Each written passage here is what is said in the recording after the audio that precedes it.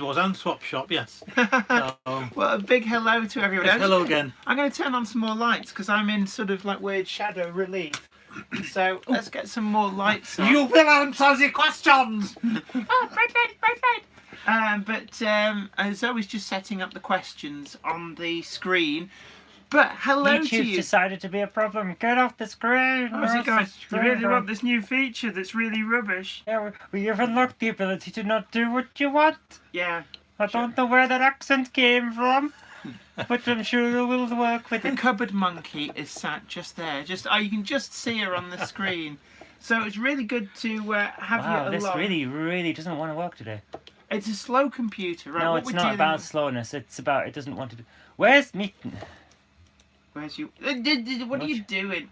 I'm trying to get your chat up so you can see what people are saying. I have no idea what people are saying because we've got another computer over there. We're trying to get the chatter. But as you've already seen today, right, we've got special guest Les Cliff Back is again, back again. yes. So Back once again like the Renegade Master. Yes, yes. 90s reference there. But it's I'm great to have old. you Thank you very along. much, But thank you. today, gosh, we're so busy. We've literally been back for maybe 10-15 minutes. We just got back battling through the traffic from Sheffield. Been doing a load of filming at Rails of Sheffield, and if you do get a chance to actually go along there to the shop, I'd never actually been into the shop before. I have ordered mail orders before, but it is an Aladdin's cave, an absolute Aladdin's cave. So a big thanks to Rails of Sheffield for inviting me down there. We recorded a load of interviews, so stay tuned to this channel, and there'll be more coming up over this week and possibly into next week as we get the tour of the shop out. And also we did an extensive interview with John and Adam at Rails, which is really informative. So I believe that we've got the live chat is now up, and I need to squint because there's better. So Canadian big Rail, enough for you? yeah, that's fine. Stop messing about. Canadian Rail fan, hello to you. Hello again. Maz to That's evening. Jenny Logan Clary. No, but Ham she asked me, Shackleton, I'll have a good coffee, evening to please. you. Lynette The 12 coffee too sugar, just DD. We've ordinary, got Digger please. Evans. The bit Growler extra milk Blackwood in, N-gauge if you've got layout. some. Evening to you. New Mills Model Railway. 57305 Northern Princess. Leslie Gilpin. The guy would not share his name. It's Why wouldn't he share his name? he never does. He just posts the same message over and over again. Lynette 12DD sounds like the witch from Chorlton and the Wheelies. I don't know what was the. Where's the mouse gone? There it is. Oh my gosh! Wow! I've caught the start of your show. Huntsheath Model Railway. Great to have you along. Ham Shackleton, I can see you've been boozing already. Oh, this. Not me. No, anti-total today. I'm started talking to the monitor. Beck's Blue. It's alcohol free. She's put a vodka in it, really. Oh no. Basically, it's a case of what we already had in. We've literally been back like 15 minutes or so. Philbin videos, go on, Les. Like, go Les. He doesn't hang around this one. He's like, you know, I'm Queen of Speed Modelling, and he's like Emperor of the known universe of speed modelling. Canadian Rail Good fan, evening, I have everybody. bought miniature steam locomotive. How miniature? Digger Evans, has he had his tea? I think we're up to date now. Are we? Hi Rail Riders from Terry Bartlet Railman 28. Hello to you. Hello. It's great. I'm trying to reach the bottom, but it keeps jumping and not letting me. So we've got Warrington Train Spotter 2778. Hi to you. I Like Transport. Blind Paul, Flymo Chairman 1. We got all the regulars in and some new faces too. It's great to see you all. Terry Bartlett saying, I know Simon A.C. Martin. Who doesn't know Simon A.C. Martin? He gets everywhere, doesn't he? He does actually. Yeah. Simon. Hi, Simon, if you're watching at all. I think if Simon doesn't watch it live, he certainly watches it on catch up. Yes. But today, been over to Rails of Sheffield, so it's one of their bags here. Literally, the goodies haven't even been out of the bag, and it was just great to get shown around. I know you were quite excited because I finally got you. You got me an engine I was looking for. Well, I knew. Yeah, where it he was. saw mine, so he was really looking forward to this. So just to prove it's not mine, let's just. So and now in stereo. I won't put it on the track in case the track's turned on, because mine isn't DCC fitted. She's going to DCC fit this one for me. Yeah, I'm actually inclined. I might DCC fit mine as well. I'm not sure. I bought myself an extra chip as well. But today, what I wanted to talk about, this has come up because of some comments that came in on one of my review videos, and this is about the fact that Holmby send over items. In fact, not just Holmby, there's a few manufacturers have sent over items for review, and it's, you know, it's not just me. They've sent them to a number of YouTubers in particular to review them. Now, I wanted to talk about the ethics of this, because it was, you know, there was a discussion in the comments, got a little bit heated at some point. Not with me. I just watched from afar as it kind of all blew up a little bit. And what the essence of what it was that people were saying, if you accept products from manufacturers to review, does that bias the review? And in my case in particular, what I've always said is that the massive proviso I have, whenever I speak to manufacturers, anybody who wants to send over products for review, I am genuinely very passionate about model railways, about everything to do with model railways, as are you as well. Yes, I know yes. very much so.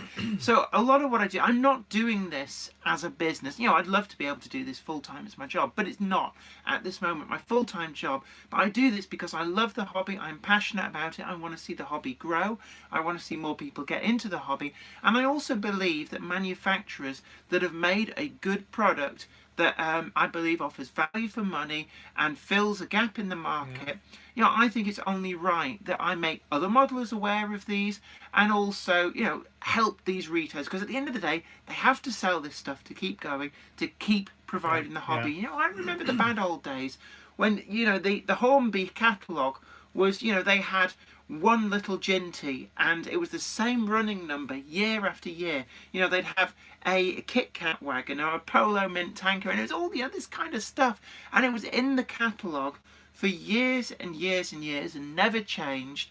And now we have this wealth of stuff. And I always say to reviewers, yes, I'm happy to review stuff, but I review things as I find them. And, you know, as you remember from the Oxford Rail review, ironically, this locomotive did not score very highly because of a quality control issue. Now, this isn't the one I reviewed, this is the replacement for that. But what I said at the time was, I have to review things as I find them. And, you know, I am genuinely enthusiastic, and I think the manufacturers that offer to send products over, they are rightly proud of their product. You know, this isn't a case of let's fleece the consumer. It is not happening like that. You know, when Hornby sent over, if I try and find the right one here, I think this is the locomotive that sparked it all. And Hornby are rightly proud of this model. It's a really good model, very accurate, it runs really well, and they've listened to modelers over things like being able to fit in the sound chips, which the previous version, where the DCC chip was up in the locomotive, you couldn't get the speaker in, was the problem. So, you know, they have faith in their model enough that they know that when they send me that model, that, you know, if it's rubbish, I will rip it apart. But the fact that I don't rip it apart, and that you see me not ripping these things apart, is because these are genuinely worthy of the praise that I tend to give them. You know, if I guess that, you know, if reviewers know that, they're not going to send me a product that, oh, She's brought me some pieces, so I the can't covered refuse. monkey. Yeah, go on, just get dug I'll in have some there. of it, but I won't have it all. So my view is that, you know, I am genuinely passionate, and when I film these reviews, I've just done an interview today where I talked a little bit about this, and essentially, my thoughts are, you know, when I do a review, to get that excitement, to get that kind of initial, you know, how do I really feel about something, I tend not to script things other than I might have some like header notes, so like, you know, talk about the buffers, talk about DCC fitting, talk about, you know, cab detail. And normally these are areas where models have sometimes fallen across, like, you know, the tender drawbar, and sometimes you get tender drawbars that put stress on the wiring. So, you know, it'll be an area that I remind myself to look at. But the reaction you get in those videos is because I'm opening it for the first time on camera.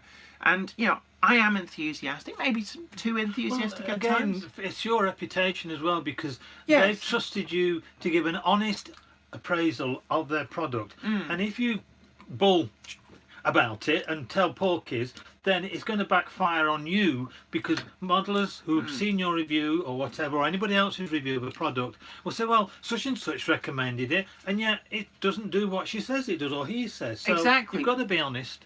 Because that's the thing. I mean, at the end of the day, it's my reputation is online. If I accept a bad product and give it a good review, sorry. That's Is that to share?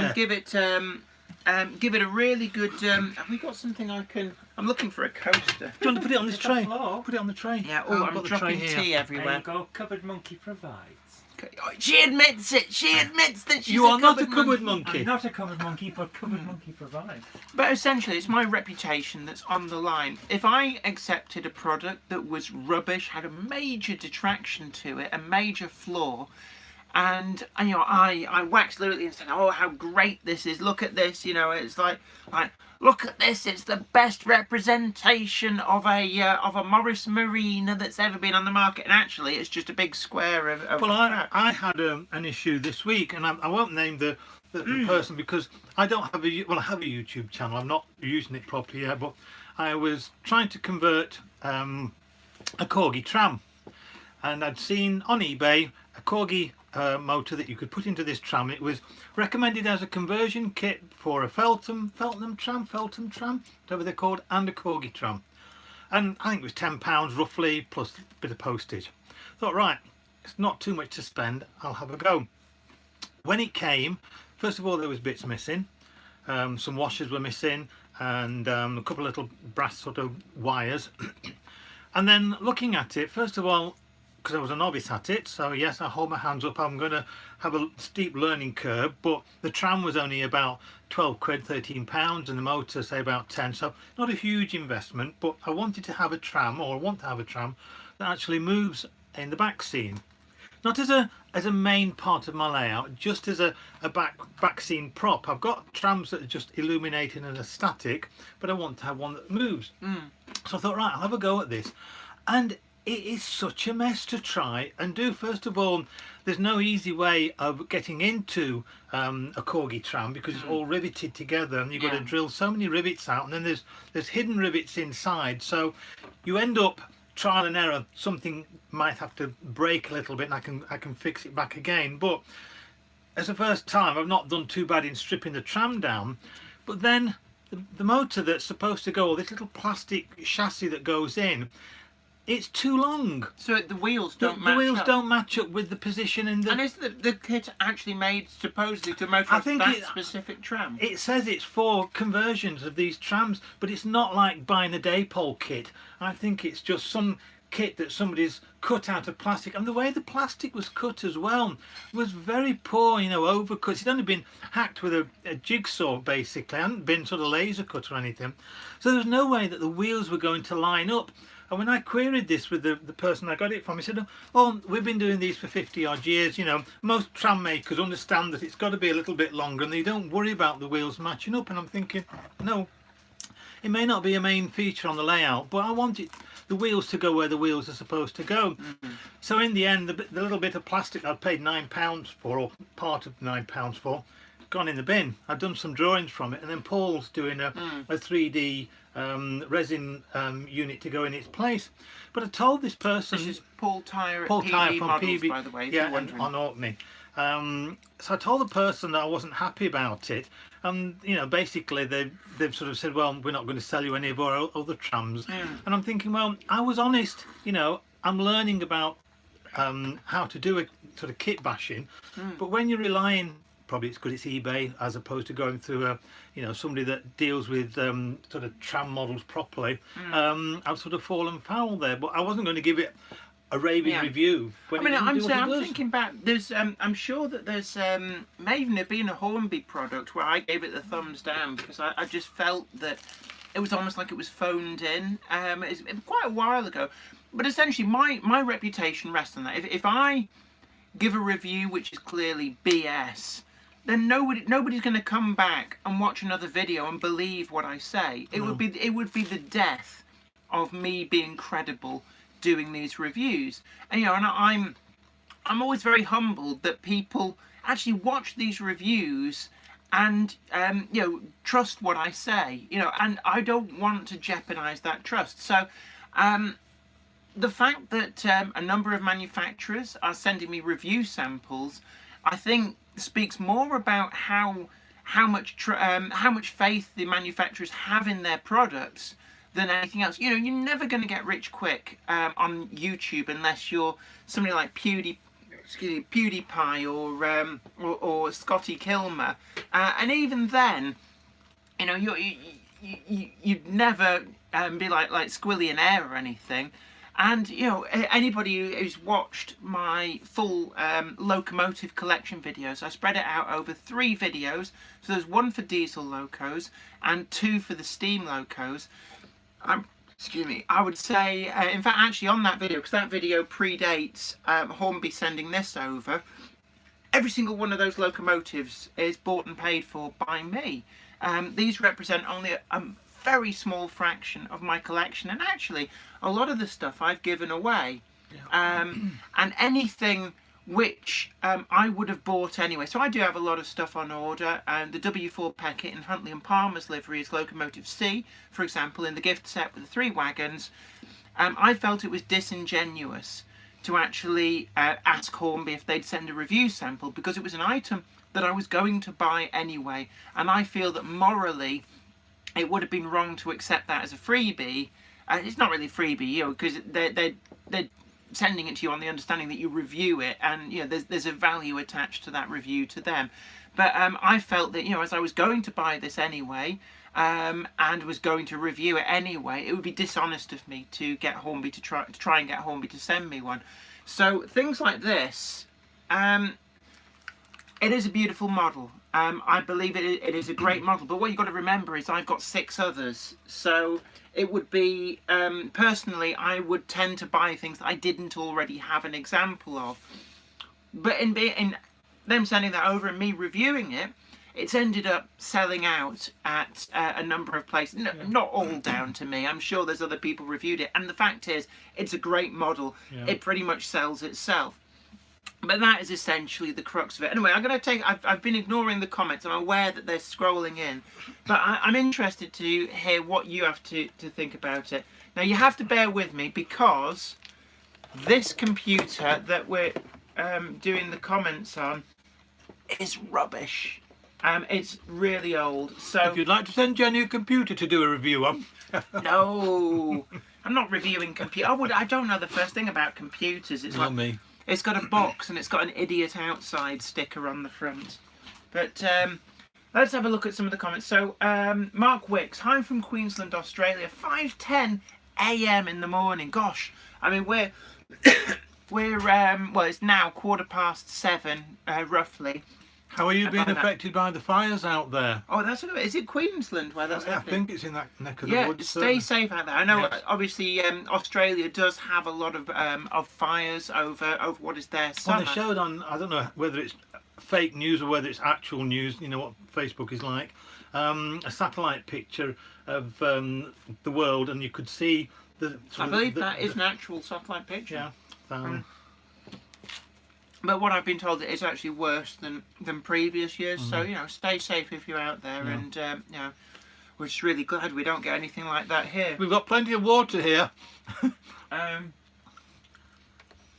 Let's have a look. We've got, hello, Jenny from Easy Driver 31. Huntsheath Model Railway. Pizza. Yes, it is. Yes. That's good. Garlic bread. If I missed any comments as I'm reading these out, don't despair. It's just because when we do a lot of talking, it sort of scrolls and scrolls. But we've got Angus's trains in. Big hello to you, Angus. Always great to have you along. Flymo Chairman 1. That's the best model of a Morris Marina I've ever seen. Yeah, supremely accurate. Yeah, made by... Even got the go faster stripe. Yeah, made by Pico, but be very careful, because if you rub your track with it, it gets smaller. Your track gets cleaner, though. Leslie Gilby, my first car was a Marina. I could run it on 3 cylinders when the head gasket blew. You don't really want to drive far with a blown head gasket. I had a Hillman Avenger that was very similar. What, it drove about on 3 cylinders with a blown head gasket? No, that was my. I had one that the head gasket went. That was a Sunbeam Rapier Fastback. My first car. Oh, the Growler Blackwood N-gauge layout says, let's watch Marty's Matchbox models. He'll show you how to deal with rivets and get into a model. Oh, right. So and that's one of the things, actually. YouTube is a great resource. Right. I know when I do work on my old Volvo, I do actually find videos of people doing that kind of work just to figure out how to do it. Matchbox. I'll be having a look at that tomorrow. Thank you. Leslie Gilpin. Let's have a look. Ham Shackleton. The water ingress on mine was through the the old leaky cars. My grandfather had an Audi 80, I think it was, which wasn't very good in the rain because it leaked all the way around the windscreen. The same with the Hillman Avenger and the Hillman Hunter that we had. It was always leaking around the windscreen at the front. Easy Driver 31. How's the layout? Well, you'll see it in the corner there behind me. It's doing well, actually. It's, to look at it, you would say it was finished. But Jenny's just done a beautiful scratch build challenge. See if you can recognise it. What beer? I scratch built a beer. Hold on, it's a bit too full. I think Kathy Millett would appreciate it a bit empty. Yeah, very good impersonation of a chimney, that. Funnily enough, actually, there was a video doing the rounds on YouTube about people repurposing things like Coke cans. Yes, I think I've done a copy onto my Facebook page. Let's have a look. My miniature loco is 5-inch 14XX. Fenton Central says, hi guys. Hi. Tim JD Dowd, evening to you. Ham Shackleton, I've got a friend in California. I emailed them some dehydrated water. Is that like in bubble wrap or something? So I'm starving hungry. We're just, you haven't, but I only had a cheese sandwich. Yeah, I've been waiting for my wife to come home. I didn't know what to cook for tea, and it's taken her nearly 5.5 hours, I think, to do a 3-hour journey from Malvern. The traffic's terrible out there. M6 for some reason is closed, a whole section of it. I think it's to do with the smart motorways. I don't think it was an accident or anything. It's just programmed to be closed. Like they keep shutting St Peter's Way at certain times for doing whatever. It's a weird time at rush hour. Well, that just smacks of incompetence. When they say, oh, well, the computer said we had to close it, so we did. So have you thought about telling the computer to sod off? Oh, dear. Everybody's looking like doing all right. Anyway, yeah, a Dungerwood Model Railway. Evening, Jenny and Les. I always like a good review, but I'm not interested in the boxes. I usually pre-order anything I like and hope for the best. Yeah, what I say about the, it's a bit of an in-joke on YouTube. The opening a box. What you've got to remember is that... I'm eating all this garlic bread. Yeah, you are as well. Go on, get it. That's all these left. There was a full baguette. Eat your pizza. What are you going to have from my pizza? I wanted garlic bread.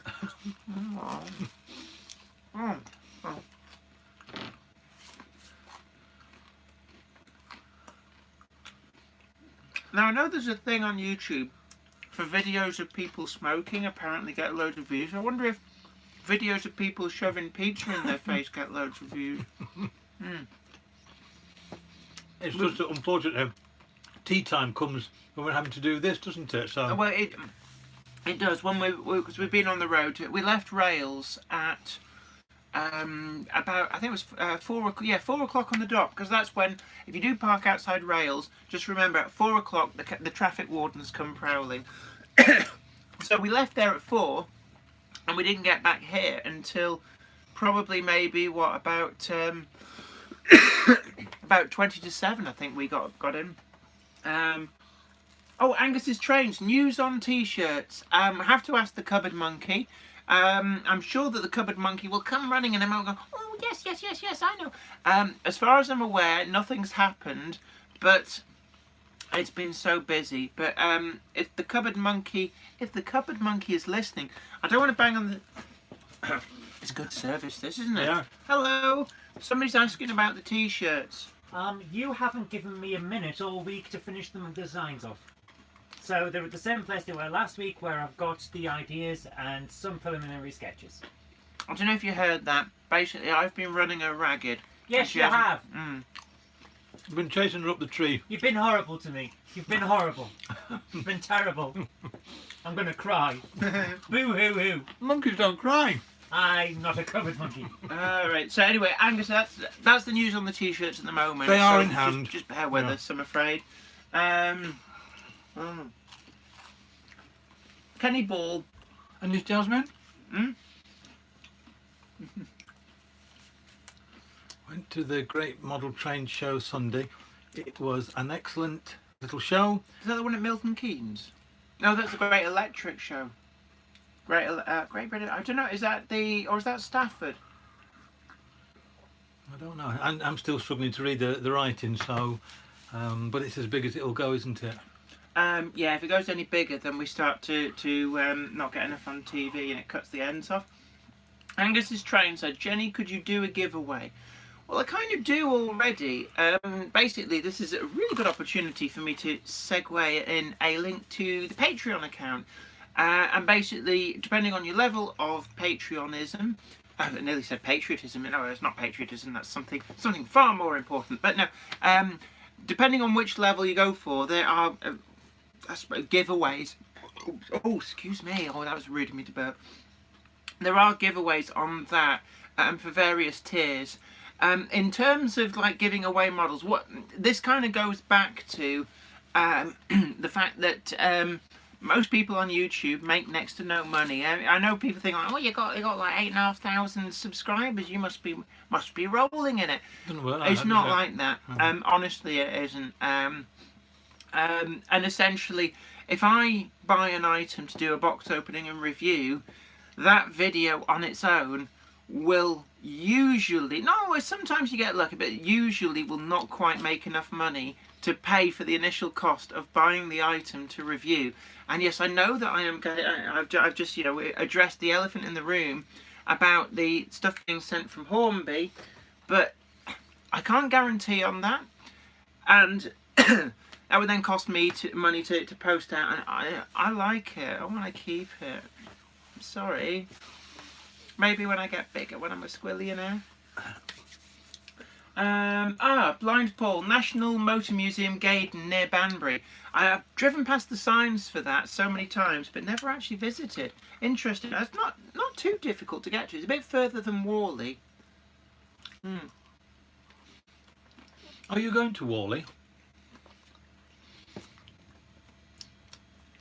Talk, will you? I'm stuffing my face and hoping that he'd pipe up and say something. No, I can't make it to Worley, but I was speaking on Messenger this morning to Scale Models. Is it Justin Noble? Scale Models, which one? The ones that do the laser cuts.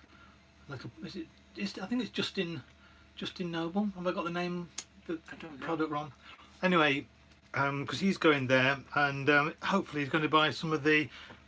Excuse me, I've got indigestion now. The card spinners I've had in the gallery, which would be ideal for putting some of his work on display, but he can't pick those up until after Worley. So I just can't take the time out with work. But obviously, Not even on the Sunday. not with everything else that's happening family-wise at the moment. That's but, fair enough. but Well, I'm going next down year- on the Sunday. So anybody's going to Worley, it's the Sunday I'm hoping to go down there because I'll be away working on the Saturday. Let's have a look. Tim J.D. Dowd, you could give away the rest of the pizza and beer. There's 3 pieces of pizza here. Can you imagine how grim this would look Put after those it's... over there because I won't eat any more. Are you Yeah. sure? Yes. Imagine how grim this slice of pizza would look after it's been on a magical mystery tour of the world in the hold of a 747 as airmail. It might arrive with you in a few days, but have you ever left a pizza out on the side and come back to it a few days later, green with mould? I found a sausage roll when I was tidying up the workshop and doing everything. Don't know how many years it had been there, but it had got a fur coat and it had almost grown legs as well. Must have dropped down at one time and I'd forgotten all about it. You're looking at it and thinking, I don't remember having sausage rolls in it. We've got to coordinate between us, so only one's munching One at a time. munch at a time. Yeah, Cupboard Monkey is going to be one of the designs on the t-shirts. We can't pass up that opportunity, No. it has to be said. Is it going to have a cupboard? Or is it just going to have the words cupboard monkey? Or is it going to have a cupboard with a monkey sitting inside it? I don't know. I think we're going to have to work on the designs. And what we'll do is we'll do some preliminary designs and then we'll put that up and post a link to it and see what people think. Yeah, and just get some feedback. Yeah. And the thing about designs for t-shirts is it's a bit like designs for flags. You need to keep them fairly simple, otherwise it becomes too busy and you lose the jokes, I suppose. But right, as soon as you finish, swallow and then get talking because I want to stuff my face. What do I talk about? We can't talk about anything about Holmby, can we? About what we're doing. Les, you do secretive really well, know I don't do. you? Can we talk about that big secret from Hornby we're supposed to be keeping? No, we can't. Like we No, can't Les, talk. no, It's a we bit like can't. the Great Model Railway Challenge, but it's not. It's more interesting than that. So, actually, there's still quite a bit of stick flying around for that. What have you seen? In the, I think Pico magazines were publishing an article for the new magazine next month, or Railway Model magazine, the one that's got Rod Stewart on the front and everything, and it's in the comments in their pages about people saying one or two derogative things still about the programme. I think it's always going to rumble on that, isn't it? I think there's a class of people who seem to think that if you're not doing it the way that they would do it, where they're whittling the fence posts out of genuine fence posts and spending 4 years trying to craft a single sleeper, then you're doing it wrong. There's always people like that, and it's not just model railways, any walk of life, and they're just basically people to be ignored. But then I think there's also a big element is jealousy. And people are just jealous because they didn't get to go on it. I know we need to learn, and I'm a great advocate of learning from people who've got the skills and the knowledge. It's just however they try and impart it to you. But I think somebody was saying as well, that simply because we've been on the television, they weren't inferring to us exactly, but people who've been in the programme saying, oh, all of a sudden they're the experts. I'm no expert, never professed to be an expert. I'm just an average modeller. Pretty good at some things, lousy at other things, so it's always going to be a learning curve for me. No way do I put myself up on a pedestal as an expert, neither do you. No. You've got the skills and the knowledge that I aspire to, but then likewise there's things I do that you aspire to me, but between us we're sort of still on the same level. I think we work really well as a team because we kind of build on each other's ideas. It's a bit like when I write comedy, I can't write comedy on my own because it doesn't come out very funny. But as soon as I have a comedy writing partner, then you kind of bounce the ideas off each other, and it's so much more powerful than the sum of the parts. But at the end of the day, I think one of the important things in this hobby is about sharing skills. Because we all started out somewhere. We didn't just come out, like oh, excuse me, congratulations, Mrs. Kirk, it's a girl. And, oh my God, they're building a perfect model of Ashburton branch line terminus in the GWR period. No.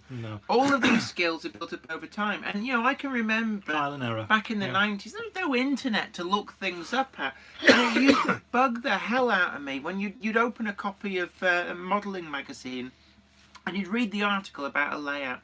And it's, oh yes, we ballasted the track in the usual way as outlined in the autumn 1953 model railway constructor. And it's like, tell me how you did it because I want to know. And unfortunately, a lot of model railway stuff became very cliquey and in cloud and almost uninviting. Gave the railway modelling. Yeah, the bad name. The bad name. Yeah, and it made it inaccessible. And I think that one good thing that YouTube and the internet has done is that there are a lot of people out there who are sharing their skills.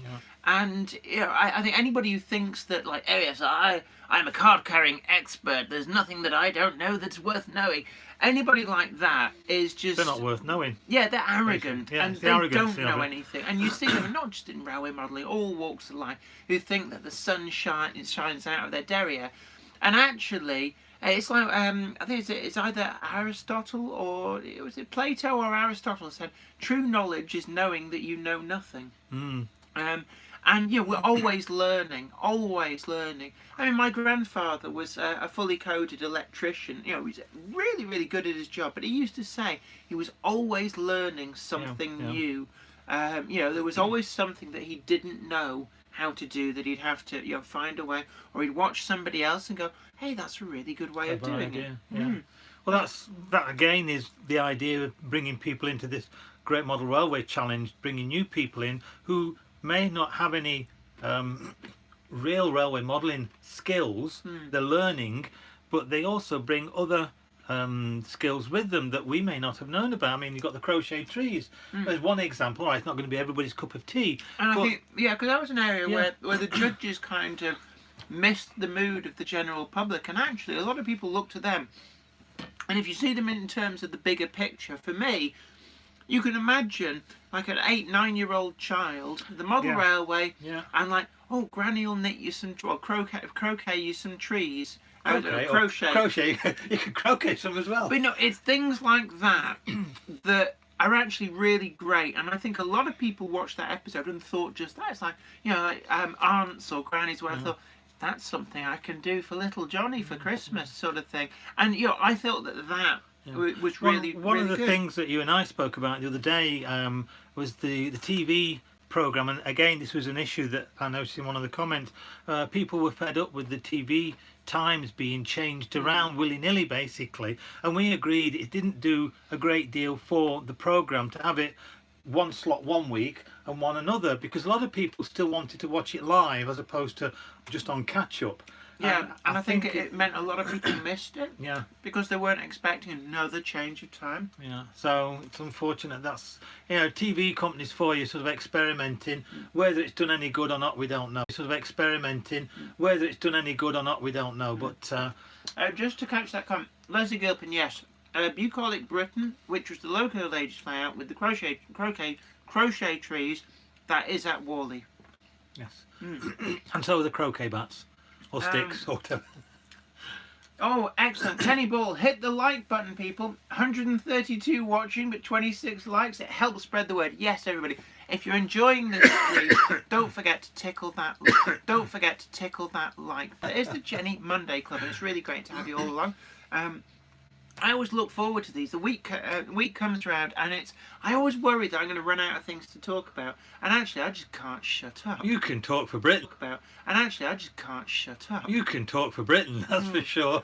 Actually, I met somebody else who can certainly talk today. I was, in a good way, I have to say. And I know he watches these videos, so really good way. And it was a pleasure actually to interview him. It was John Barber at Rails. Because he's got all of these lovely stories about things. He's and enthusiastic about everything. Yeah, he's so deeply enthusiastic about the hobby. It was just a pleasure to interview him, because sometimes when you interview people, it's like you ask them a question and you can feel that the answer is just like this stock answer, and then right, no more, move on.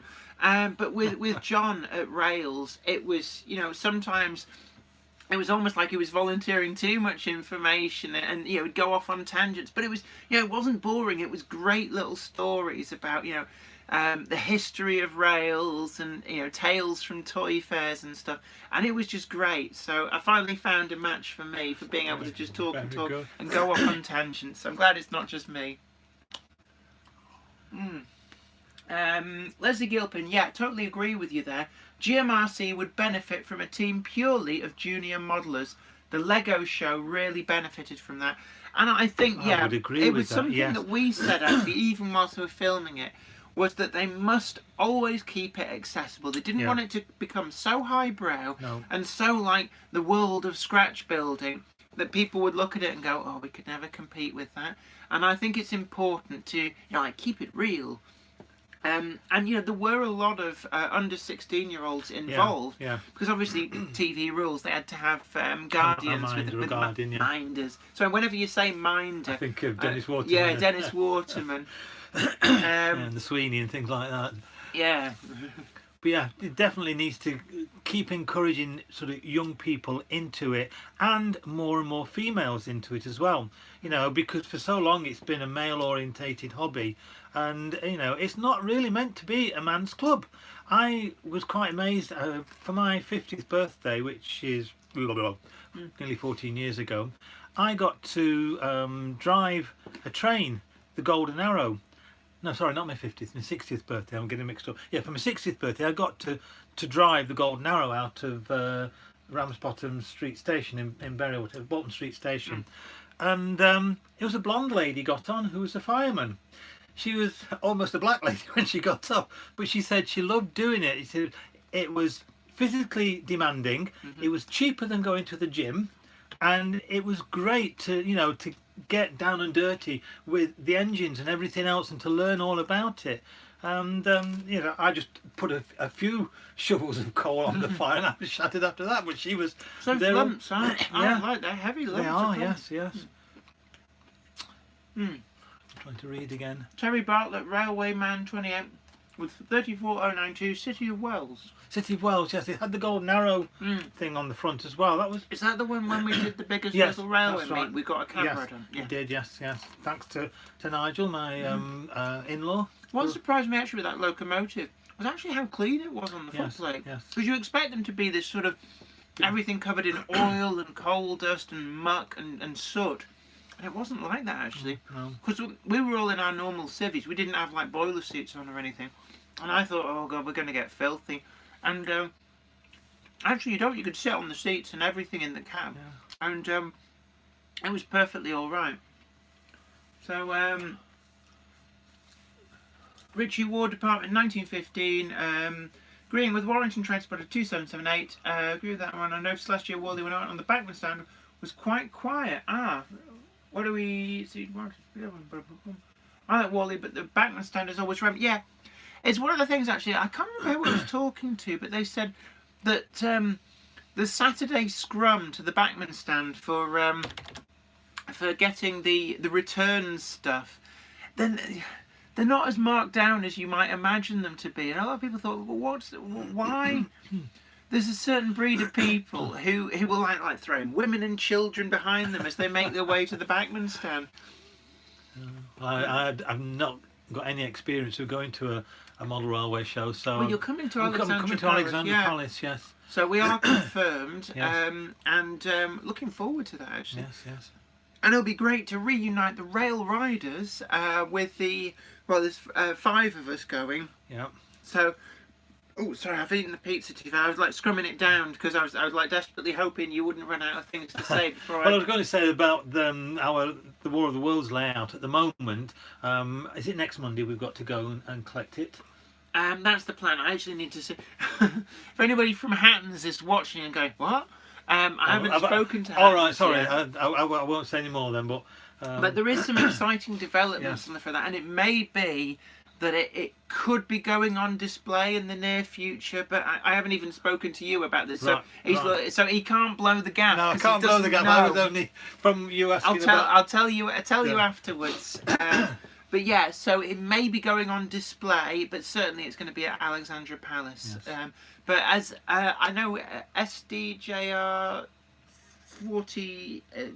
88-7, aka Callum Wilcox, who was on the Video Operating Division building the Blackadder Goes Forth layer, he will tell you as well that finding a home for a GMRC layout can actually be quite tricky because you know, it's a lot of space and Yes, most yes. people don't have that kind of free space. Even back. my gallery, I haven't got space, and down. Well, we did look into it. Yeah, and I mean, if not Lobia wasn't there or wasn't in a state of being disrepaired, it could possibly have gone down there, but it's not an ideal place, and people wouldn't have been able to see it very easily. There so. is that, yeah. 'Cause you But- know, it's out of the way. You have to go down the rickety stairs. Yes. Behind the velvet rope. I haven't even got the velvet rope. Leslie Gilpin says, actually, rarely anything I would buy at Worley, so long as I can see the models. I must admit, a lot of the shows, I felt that there's kind of this mentality that, oh, if you buy at the show, all these bargains galore. And my experience is actually that it doesn't work like that, you know. And after you factored in your travel and you're getting in through the door, there's loads of exhibition managers now going, don't tell people that they can't. Well, I feel the same. I mean, I've not been to a railway show, but as a picture framer, when I started 35 years ago, I went to the NEC once, to the trade fair. I would never go to a trade fair ever again. This is one of the things I'm a bit nervous about, Ali Pali. I do not like crowds of people. I get a bit agoraphobic. But is that the word, agoraphobic?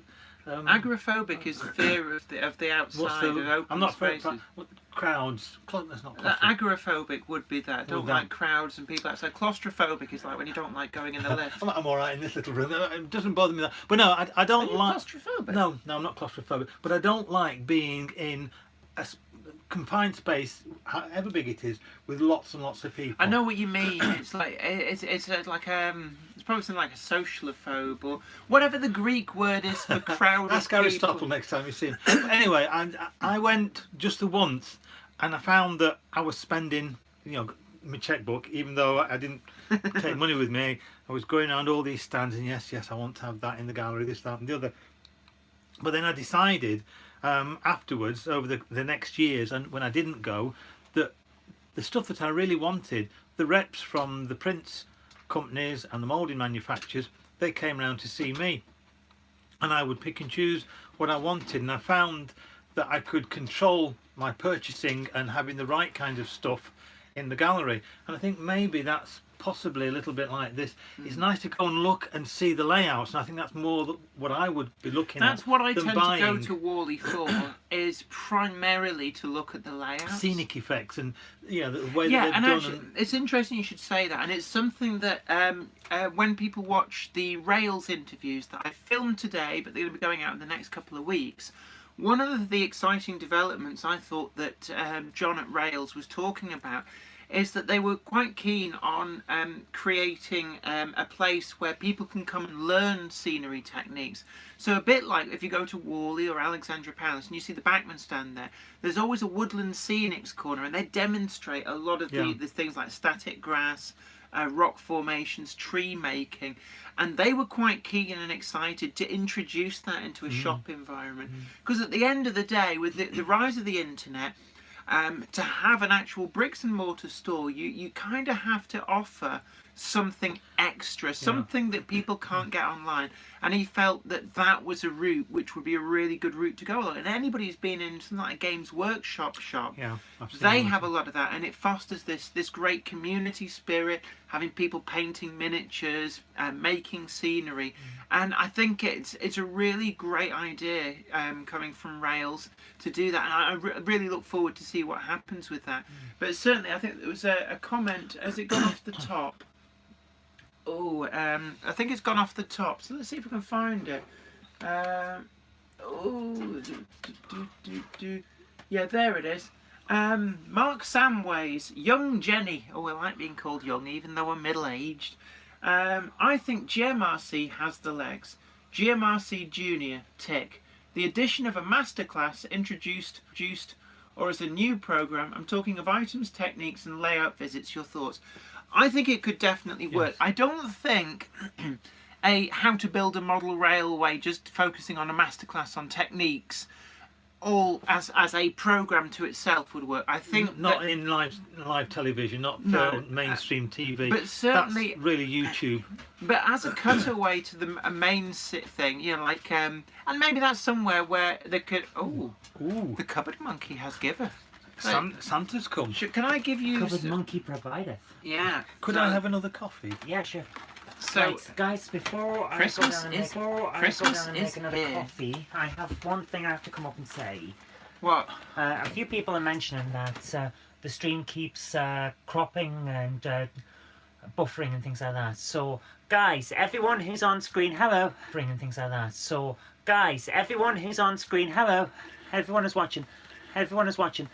We're aware of the internet issues. Unfortunately, it's not us. There's an awful lot of rain, and one of the junction boxes nearby is flooded. Awful lot of rain, and one of the junction boxes nearby is flooded. So that's what's happening. I've looked it up, yeah. So basically, somewhere down the line, the little pipe that we're currently pouring. So we're in an arc at the moment. Literally, we're sailing. So we may be coming through very low quality, Right. but We're doing all we can, but yeah, some so things are out of our hands. if only we could send all this rain to Australia, Yeah. where they've got the fires, then I think they'd appreciate the rain and we'd appreciate Yes, a bit please. of the Yes, thank sunshine. you. Not all the sunshine. We're not greedy. No, we need some. Right, thank you very much. You're a star. I know.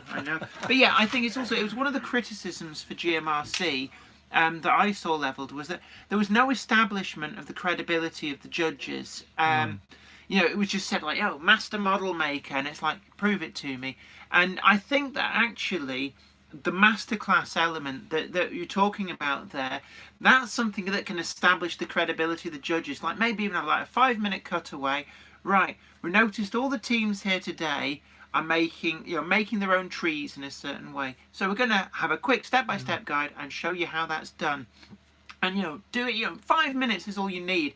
But that's an area where they could use the expert judges on that establishes their credibility, which I think would actually address some of the people like criticisms. Kathy are established on YouTube. I don't know about Steve. I know he's been around a long time. Oh yeah, I mean but he's won awards with his layouts. I've not over the seen years. any of his videos. More so or- in the 80s, he used to do a Right. lot of layouts. I've got a memory of a BR Blue one that he did. Right. So, yeah, but everybody knows Steve as being the editor of Railway Modeller. Yeah. So he does have these sort of known about credentials. But I think Kathy Millett came in for a lot of criticism because she was largely unknown in the UK scene.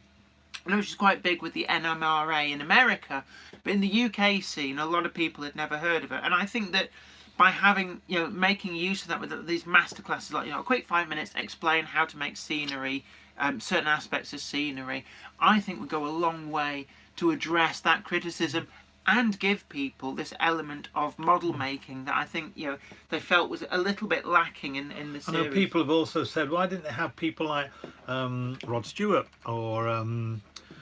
because they couldn't afford I'm going to say them. a lot of it will be down to the kind of fees that they would charge. Yeah, a lot of these people don't do out for free. No. And essentially, they're busy people, and it was a big chunk of time out of our schedules.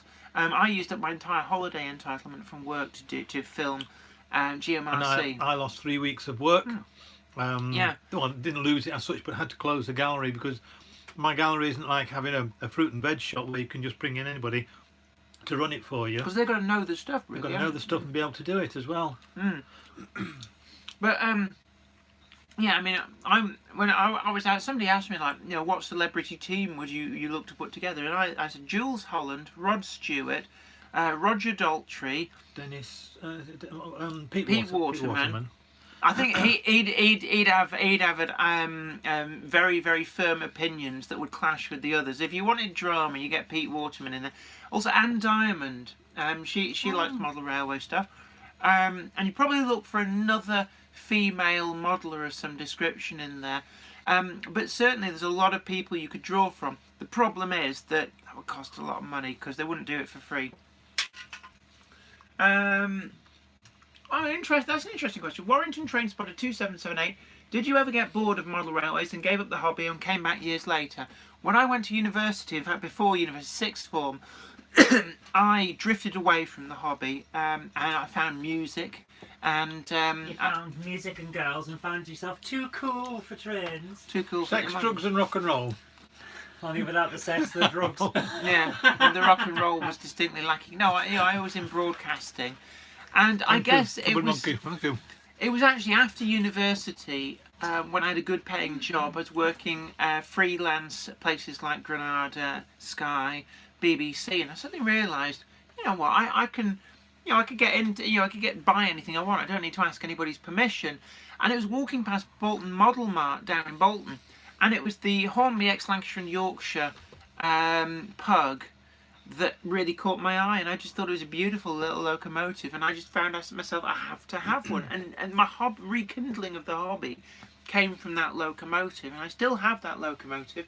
It's I'm just seeing, is that It was up. It was on here. The little no, pulp, that's a different all one. right. But I've shown people it before. Where have you gone, you little? Well, I shudder to think what my There it is. hobby would be had my in-laws and There's family the not- locomotive that got me back into railway modelling. Hornby, ex Lancashire and Yorkshire pug. number 51222. I even remember its catalogue number. It's not R2094B. Or actually, no, apparently I don't remember it. But that's the locomotive that did it for me. But I know you were away from the hobby I was for away a for a long time. Say, as a child, I mentioned this in a previous video, I started with Lone Star and then got into the trying Hornby. And then when I was about 13, 14, 15-ish, it got packed away and never got back into it. Eventually I got married, it got sold for a few pittance, and that was it until my 50th birthday. And had my daughter not met a young man whose dad was into railways, and the fact that they then bought me a train set for my 50th birthday, I wouldn't be sitting here now. I don't know what I would have been doing, you know, probably crocheting. Keep talking, I got my mouth full. Keep talking. So that's what got me back into it, and really, you know, I've sort of regressed back in time, and I'm like that sort of 15-year-old child now, with a little bit more money to spend and play around with trains in a bigger way than I had before. I mean, my layout, if I remember the first railway board my parents bought me, it was an 8-foot by 4-foot twin deck board. What's twin deck? This was two 8-foot by 4-foot boards on top of each other that had got pillars of about 6 inches, so you could take the trains down and underneath. Right. And I'd said I wanted a train board for a Christmas present, and like little kids, you go looking for your Christmas presents, don't you? And I was baffled. I couldn't find this train. Talking, I'm going for some jeweler's screwdrivers. I just thought I've got a model of his to put a DCC chip in, so I do it whilst he's talking. And I couldn't figure out where they'd hidden this big train board. And it wasn't until the actual Christmas morning I came down, and there it was. It was all set up in the lounge at the time. And there was my gran sitting in the chair with a big smile across her face. And for the last 3 weeks, 4 weeks maybe, she'd been sleeping on it. It had been made up in her bed. You know, I was about to say, I thought they might even have been cheeky and put it under your mattress. No, it was in her bedroom, under the mattress and everything. And I never twigged that it was in there. So, but yeah, and that was quite a good railway board. And then some years later, the next railway board I had, I was fortunate in that my gran came to live with us then. She'd only been staying at that particular time, but after my granddad died, she came to live with us, sold her house, and we had a conversion done upstairs, like a bedroom and a little box room. So I got this nice big bedroom up there, and I had a nice long L-shaped layout.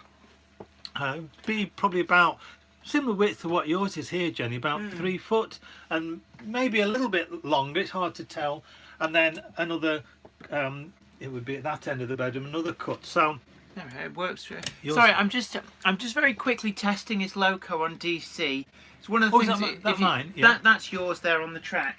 It's one of the things that before you fit the chip, it's always as well just to make sure the locomotive works okay. Because no point in going to all that work and then finding, oh, there's a major fault with it.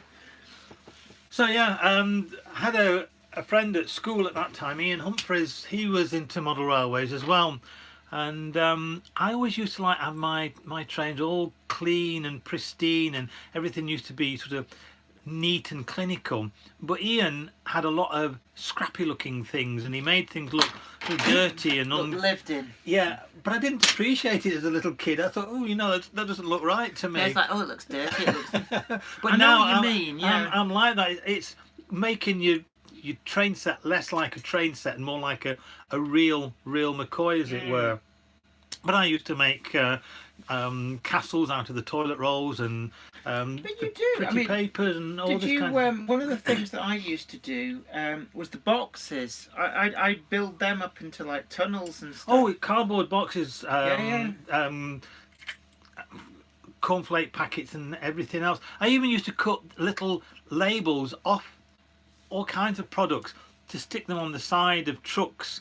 To make like an advert, you know, like you've bought those ones today with the maintainer and things like that. I would make my own kind of hooks up But the things that you would use as well, I used to use tea leaves and coffee. I mean, we still do now. There's a lot of people swear by that. But you've got to be careful. You've got to, with the tea leaves, they've got to be absolutely bone dry, otherwise they go mouldy. The same with the coffee granules, sort of drying them out in the anything microwave. organic. Yeah. Microwaving is pretty good because you just basically nuke all the bacteria to make sure they're really, really dry. I'm just going to do a masterclass in DCC fitting. So sorry, you keep talking to. So I can talk us through this. If anybody's interested, I'm interested as well. So let's have a look how you do it. It's like Berry 120 there says absolutely. The number of people I've heard say it runs rubbish on DCC it, as the back EMF will make it run better. It's a bit scary, though. Fortunately, that's not as common now. Yeah, I mean, I've had occasionally ones which stutter when they're running on DC, and it's a lot easier to fault find on DC, I find, than on DCC, because with DCC you've got this extra level where you don't know whether it's the chip acting up or something else. I need to just get into this. Oh, don't do this at home, kids. Does it not give you an electric shock? No. I'm using the canine teeth to rip into it. But essentially, now that we know that the locomotive runs flawlessly, if there is a problem, then it's likely to be the chip.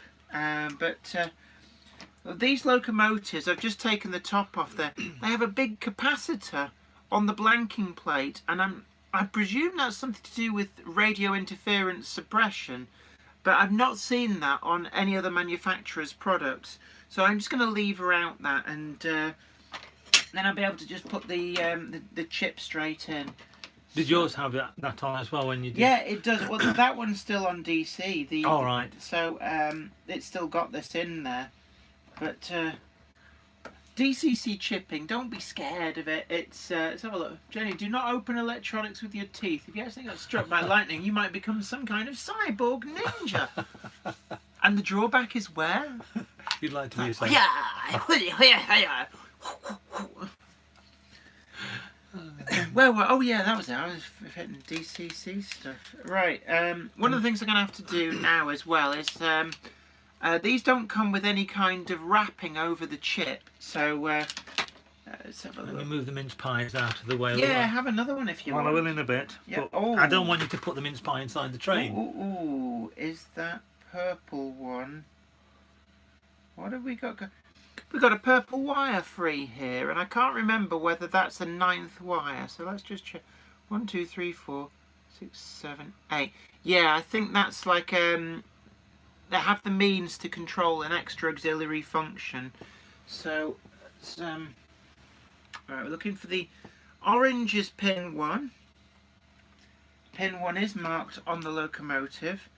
So did you know that saliva will conduct electricity? Yes, many things will conduct electricity if the current's high enough. But, you know, we're not dealing with high voltage here. So now, line up the pins. The 8 pins sometimes can just be a little bit careful. Don't ram it in, otherwise you're liable to bend the pins, which is something you don't want to do. Sometimes it's a little bit tricky. The 8-pin ones can be a little bit of a nuisance to get lined up, I must say.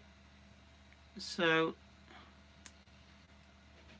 because what you don't want to do is if you force it in, you bend a pin and then you're in a certain well-known creak with that paddling instrument. But that is a little bit stiff. It sort of catches on, yeah. They're not dished. If it doesn't quite line up with the hole. So I'm intrigued. So Yeah, I think the pins on this are a little bit splayed out, it has to be said. So I don't like having to do this. I just need to move it a little bit. Bend it ever so slightly. And then it's just pin 1, pin 1. If you get these the wrong way round, it just tends to run the wrong way. You don't damage the chip. It's just things like your lights. don't tend to work so well. This is proving really annoying. I thought I was going to do like a quick bish bash bosh, look at how excellent I am. But the truth is that... Is that gone in? No. Oh. The legs are splayed slightly, which is a complete nuisance. Got it. Ah, there we are. So we've got to make She sure... was swearing under her breath then, you couldn't hear her. Was I? Right, Yeah, I've just sure. realised actually I need some black electrical tape. The blue drawer's behind you. Which one? I don't know which one. You'll have to have a look. Before I seize up. Oh, I don't see it in there. It's just Yeah, I'll get another drawer. bear with us. No, not that one. Not that one. Not that one. I was always the last one you're looking, but then oh, yeah. I've got it. Yeah. You got it? They Okay. say it's always in the last one you're looking, but then that makes sense because why would you keep looking once you've found it? But electrical tape, and this is just to make sure that the chip itself doesn't touch anything. So if Jenny gets fussy hair, you know she got an electric shot. Now, if there's one thing I could change about myself, it's my hair. I hate the way my hair naturally falls. My hair is just, I've got a very high hairline, so I end up looking like I've gone bald underneath and I'm wearing a wig. It's really most annoying. I'm not wearing a wig. See, like, there's no wig going on there. Well, mine's very coarse. I don't think I shall ever go bald. Some people don't. Some people really like hang on to that good head of hair. And then other people, like, it's like my father never went bald, but my uncle's bald as a coot apparently by age 21. I think the only thing that will, and without being morbid, that'll make me go bald will be the leukemia if I have to have any treatment. But I'll get a flat cap or something then. Does it bother you? I try not to think about it. You know, it is a label I've been given. It's a nemesis I may have to fight one day. The longer away that it is, the better. But you know, there's other people who haven't got cancer who've got far worse conditions. So I just get on with my life and enjoy it as much as I can. I suppose so. You've got to kind of live in the moment and not worry about the what might be. Which I think a lot of people kind of almost get, they can become obsessed with what might happen. And actually you don't want to do that because then you never really enjoy yourself. Well, this is why I want to retire and get on with building another layout and doing other things. Right, let's see if we can get this back together. I'm just having a look. There's a lot of people talking about Warrington train spotter 2778. Nice wig, LOL. It's if this was a wig, I would not recommend the wig shop because my hair always looks horrible. Now the chip that we're fitting this with is the Holmby one, and these are actually really good because they're quite small, and I think that's always a good idea. For I've ballsed up because I'm talking to you guys. What have you done? I've stuck it in the wrong place. All right. Well, the tape. Yes. You just can't get the staff these days. No, you can't. So let's just tidy that up a little bit.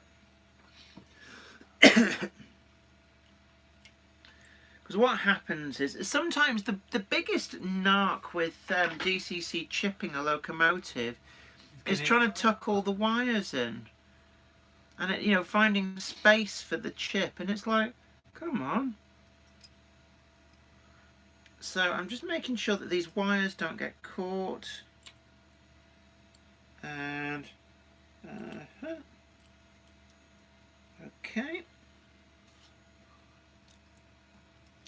And then you just got to make sure that little bits of detail don't get trapped underneath. There's a bit of detail there. We're just going to make sure that goes into, there's like a little hole. There's a pipe on the side with these. And that just goes in there. Push it in. Seems alright. And then the magic of putting the screws back in. Let me just go. Are they magnetic? Not as magnetic as perhaps would be helpful, but because I've been messing about with my hair, there's bits of hair going everywhere. So what I need to then do is get everything metallic off the track and turn the DCC controller on.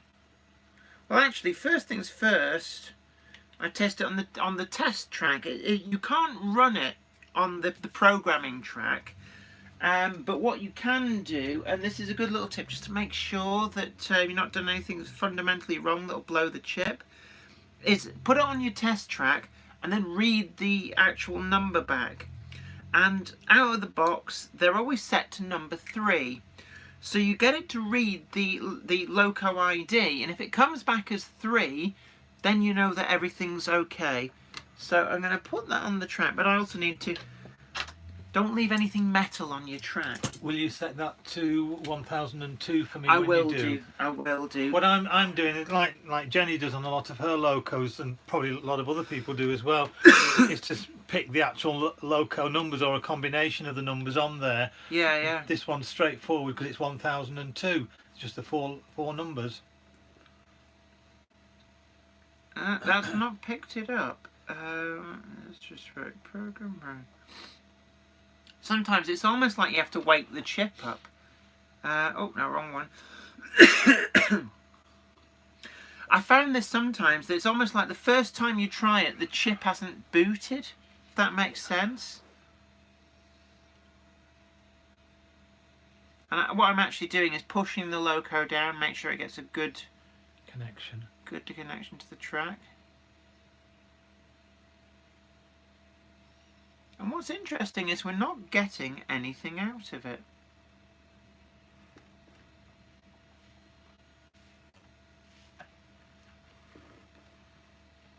That is most peculiar. Well, we know the loco worked, didn't we, before? Yeah, that's it. Right, we know that the locomotive worked. So by trying to read its address number, and normally if you actually, I just feel it move. You can feel the locomotive like judder when it's reading the chip. That's interesting. I'm going to, let's just, loco 3.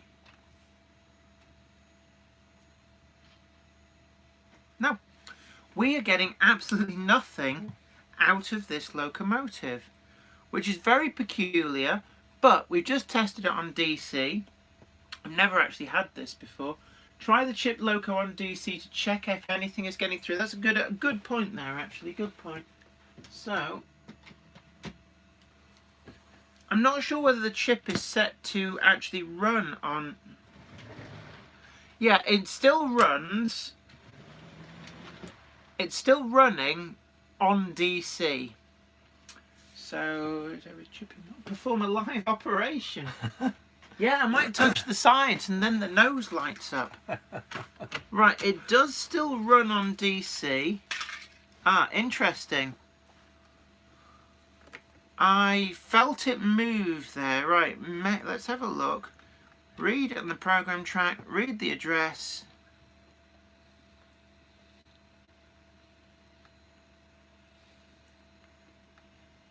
Can I feel it juddering? No.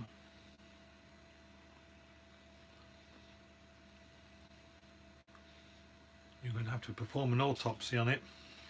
This is very peculiar.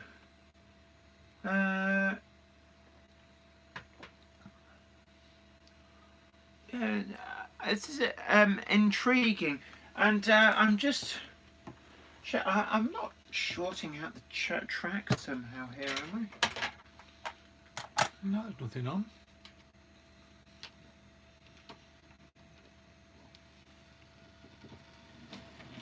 Weird.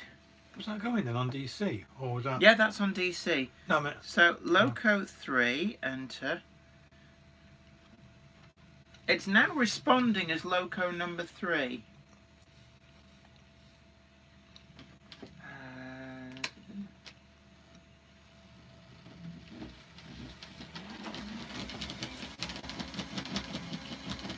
power is getting through.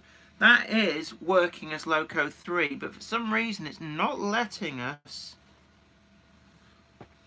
That's right, so let's go back to the program track. It's a program track. There's not a fault on that anywhere. No. Shouldn't be. I'll try reading a different locomotive. And we get nothing. What I'm going to do is I will find a locomotive that I was using recently. So let's have a look. Green shunter. This one I was running not so long since. So, I mean, this is intriguing. It's now responding on the main track to restart the DCC controller. I'll try turning it off. Try turning it back on again. What I'm going to do is I'm going to put a known good locomotive on the programming track first, and I will see, does it read this? That'll tell us actually if there's a problem with the programming track. So there, you see how it judders? I can feel it juddering as it reads the chip. And there we have it, 3036. That is for that one. So that's fine. So there's nothing. That's fine. So there's nothing wrong with the programming track. Just put that out of the way. So let's try again.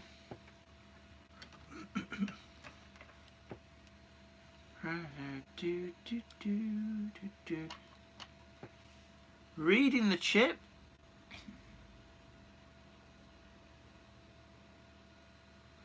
And it now says 28. I think that's an error code. Does anybody know what on a Gauge Master Prodigy Express 2 controller, when it comes up as 28, there's clearly an error. That's not the Loco's number. What are people suggesting? Some chips you can't read. I've reversed the polarity. Let's try. Let's just try programming it as number 1002. And does it? There. You hear it? I heard something then, yes. Apparently it's letting us program it. So I'm now going to put it on the track. Loco number 1002. And we have liftoff. So for some reason on the default setting it wasn't letting us read locomotive ID 3 from the locomotive, which is most peculiar. But it's let us program it, and so we now have, I'm conscious that there's another one on the track, so not really got anywhere to move that to. Let me just we'll try and get it running and just leave it running for a bit.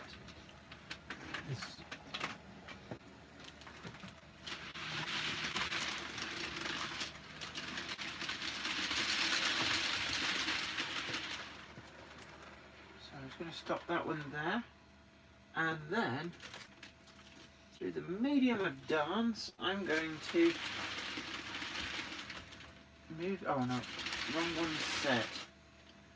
Oh, oh no!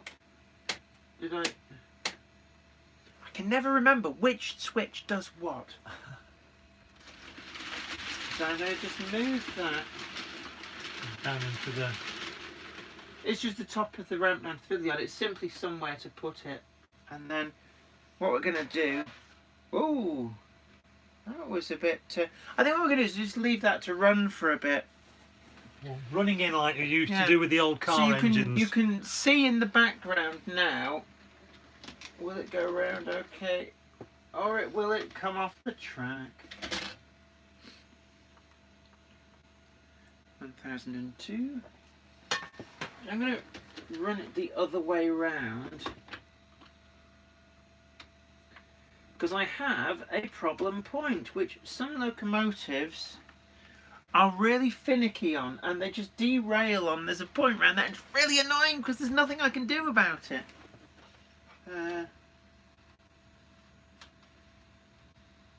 I think what it actually needs is running in. Yeah. So let's just let that run. It's a little bit peculiar to have two identical It is, locomotives on the layer. I've managed to put an inky smudge on it, so when it comes around. Oh, on the middle of the Yeah, I'm gonna just rub that off. Dungerwood Model Railway. I can't read Hornby TTS chips on my ECOS. Very annoying. I have to use my lens system to program and change them. I have heard that the TTS chips can be. Let me just get that smuts off. How have I managed that? There we go. Yeah, Hornby ones, TTS chips, have a little bit of an issue with some DCC systems. I'm not really sure why. It's most peculiar. But yeah, I am aware of that. But we're going to leave that to run in the background. The noise of it's not too overpowering, I hope. Let's have a look back through. Reverse the polarity, Logan Clary said. Yes, reverse the direction of the neutron flow.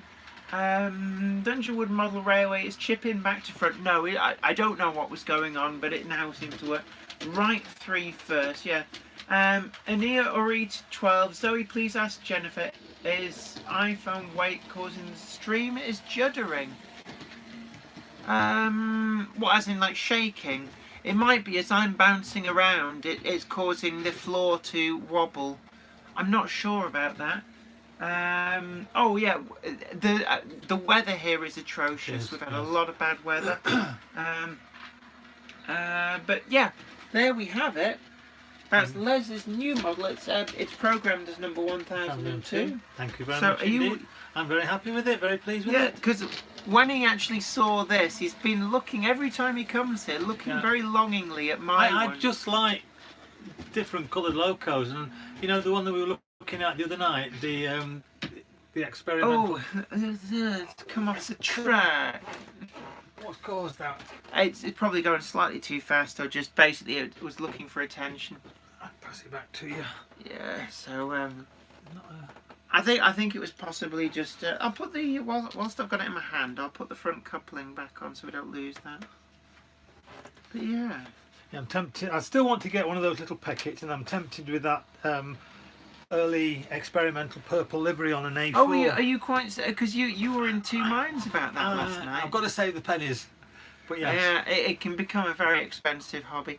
I'm very curious about that blanking plate. You see with the capacitor on. I think that's down to that on DCC the capacitors cause a bit of a nuisance. So by putting the suppression capacitor on the blanking plate, that's actually, thinking about it, a little bit of a work of genius from Oxford Rail, because it means that you no longer have to clip out capacitors for the suppression circuit, because they leave the locomotive when you chip it. Warrington Train Spotter 2778. Hope you don't mind, but how much did you pay for that loco, Jenny? I got it at Rails of Sheffield today for Les. I can't remember what I paid for my one. I bought it when it first came out, but I think it was about 80. 89 or something? Something like that, about £89, something like that. If you look on the Rails website, they've still got them in stock. But they do them in other liveries as well. LNER black, BR black, but this is the Great Eastern Railway grey. And it's actually quite an eye-catching livery. Yeah. And I've got a soft spot for pre-grouping liveries. And I think, you know, when you've got a sea of black locomotives, having one in the grey, it makes a nice change. And for me, because I'm not sort of fixed on any particular era or livery, I like to have a lighter colour. And yeah, it's just an unusual colour. It is. You don't see many grey. The only other one I can think of, for some reason it's decided I might clean that bit of track.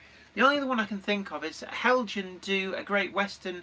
There's a 13XX tank, something like that. It's an 060 with outside cylinders, so like a saddle tank, and they did that one in photographic grey. And that's the only other one I've seen really in grey. I have to get myself a couple of little drivers. Fireman and a driver to go in there. Well, certainly check out the Hardy's Hobbies yes, review that I did yeah. of the printed figures. and they're not actually too badly priced either as well. Even painted, well, it was about £5 each. About £5 each for painted, or £3 each for unpainted, and they're in very good lifelike poses. So Mark White asks, who's ordered the Hatman 66? Not me, I'm afraid, because Class 66s are not my bag. But you know, if one was passed my way to review, I would review it, and I would review it very honestly. But it wouldn't be a locomotive that I would be looking to personally keep. So it'd probably be one that, Hans, if you're watching, you can happily lend me one of your Class 66s for review, and you're guaranteed to get it back, because it's you know, I'll review it honestly, but it's not a model that I personally would want for my collection.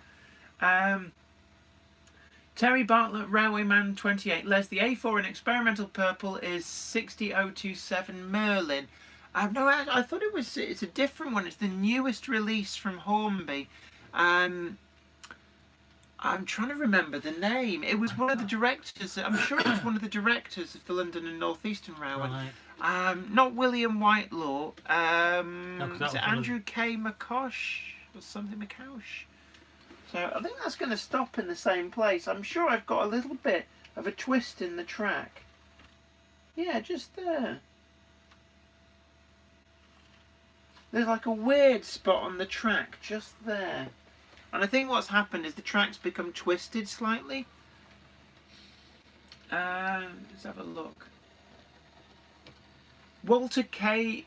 Wigham. Yes, that's right. J. Paul Anderson. That's the one. I believe that they were either a director of the London and North Eastern Railway, or certainly were high up in it. I know Miles Beaver, which was the one that I did the recent review of. I think he was the LNER's corporate solicitor or something like that. Certainly something in the legal field. Kenny Ball, I'm with you, Les. I'm a sucker for blue or green locos. I must actually, blue really suits locomotives, and it's not really a colour that you see on an awful lot of locomotives. It's not the best of tracks. My innermost track goes up and down. It's a bit of a roller coaster. Yeah, there's a hump there. So it's not a track that's the most reliable. If I want to really reliably run a locomotive, I use one of the other 3 tracks, but unfortunately the innermost track is the most easily accessible. Yeah, I can see there is a bit. It's only when you get low down yeah, you can just see there's a. It's because of the way the track bed and the bridge are built, and it was proved almost impossible to get it flat. Most stuff handles it, but occasionally things kind of leave the track. Just give it a bit more juice. We're talking of the hump. I'm going to have to go in case my wife. Oh right, you've got it. You have to keep the domestic authorities sweet. I'll leave that here. I don't need to take it home with me. No, it's all right. Are you sure? Yeah, I'll package that back up for you. But we know it all runs now, and it's the same fine, number as the. Oh, I need to give you the change as well. I'll do that next time I come. Don't worry. No, it's just because I did consider, like, oh, should I get him like other stuff? But then I thought, no, because I'll be spending your money on things, and you might go, oh, I don't want that. I think the Peckett will be the next little one I want. I know that there's a lot of stuff that's inbound from Hornby, because it was one of the things when I was at Rails. I was trying to get the blue CCT, the XLNER CCT, but in rail blue, and they said it's inbound but not arrived, which is a little bit annoying in a way, because I really wanted one. And it's like I said before, anything that I would have bought anyway, I feel it's a bit disingenuous to try and get review copies sent through for free, because I think it's naughty if you were going to buy it anyway. That just smacks a bit of gaming the system. But there we are. That's. Well, I'm sorry, I'm shooting off extra. Do you early want tonight. a bag to put that in? You've got a spare one, yes? Oh yeah, because there's your receipt. I obviously keep my DCC chip. Yeah. So I shall give that to you. My wife had a horrendous journey back from Malvern, so she wasn't in a particularly good mood. Closed, I said I wouldn't be too late tonight, but I'll come again if you'll invite me. I certainly will. Yes. Well, I'm going to try and get a few guests on as well, but certainly it's always great to have you on, Les. Well, I will see you all another time. I'll see Zoe downstairs. No worries. You let Zoe let you out. I will, And yeah. when you're down there, tell her to bring a beer up. I'm Okay, gasping up here. All right, guys. You can't get the table service, can you? I'm going down the hole in the hatch. Yeah, just be careful. Do you want me to pass that train down to you? or are Okay, you I've all got. Once I've got my first. right? 5218. I Right. think is that one. Yeah, Adios. 5218. Okay, well look, you take care. Safe journey, and Well, we'll be back to talk about that secret thing that we're not supposed the to talk secret about thing which before. he's supposed to keep. It's like zippy. Like you can't have any secrets with Les, can you?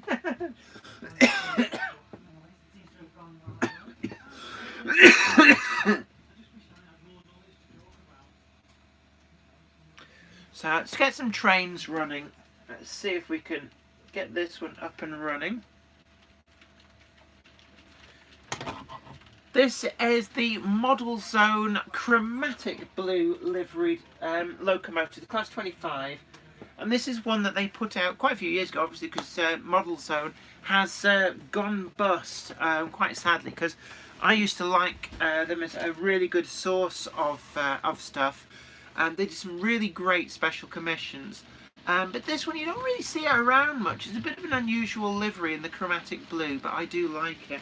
But let's have a look at some of your comments, because I know I've been ignoring them. I'm really sorry. Well, not ignoring them, just like talking with Les and that. Leslie Gilpin, best you can't shoo out bats, build a tunnel with a litter tray on top or something. Yeah, bats are a protected species, so you've got to be very careful with that. You don't fall foul of the various rules and regulations. Ania Ritchie 12, I like Tornado and BR Blue. I think BR Blue, the experimental BR Blue, is a livery which actually suits all of the locomotives. Now, green looks good, but having seen the Castle class, Hornby released the All Sing All That Dancing Castle in BR Blue.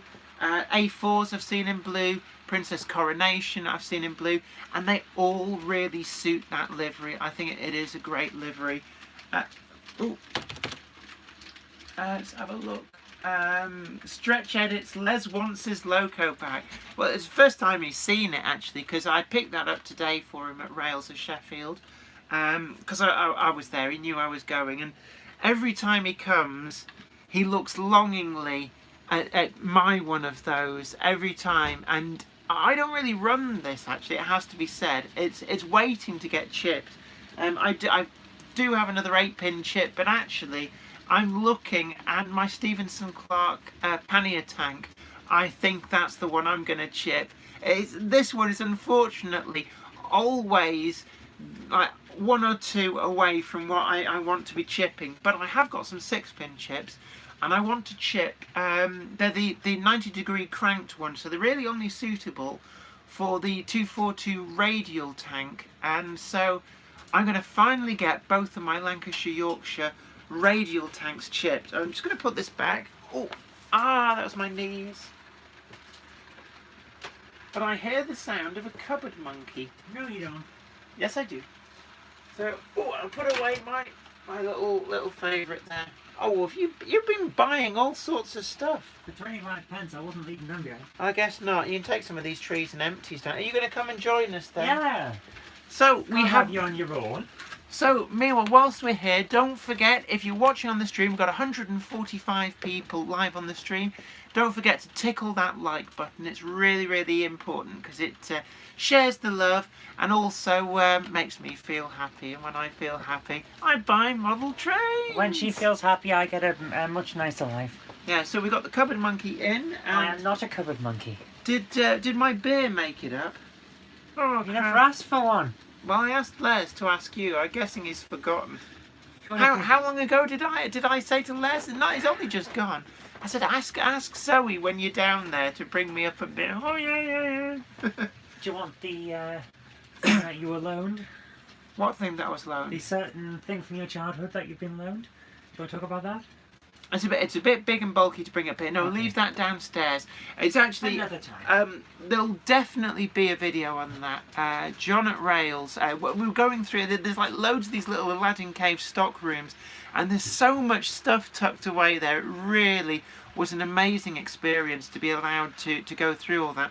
And I got a few bits and pieces. So, for example, from Rails' second-hand stash, I found a box with these in. This is the Maintainer. I'm just going to hold that up to the camera so you can see there. 3795. For some reason, it reverses the picture on the camera. It's that 950Z. Minting box. Had loads of these rarities. They've all been traded in. And also the 2007 Worley Model Railway Club wagon. And these they sell. It's quite an interesting tanker there. But I saw in there, we were digging away at boxes, and there was the Holmby 3.5-inch gauge. Yeah, they really did make this thing, live steam thing. Stephenson's rocket in the 70s to go with the anniversary. And it had a pristine boxed one. But on top of that, I spotted, that's the Mammoth model train. And I, as a child, thank you very much, as a child, I can remember saving up Christmas and birthday money to get the Mammoth a live steam model train, and I still remember the price. It was £132 for the Mammoth train that I wanted, and I got to about £50, and it was quite clear after 2 years it wasn't happening, and I ended up money burning a hole in my pocket. I bought the steamroller, which I'm sure we've shown on here before. I think we have, yeah. And I never got that Mammoth train until today.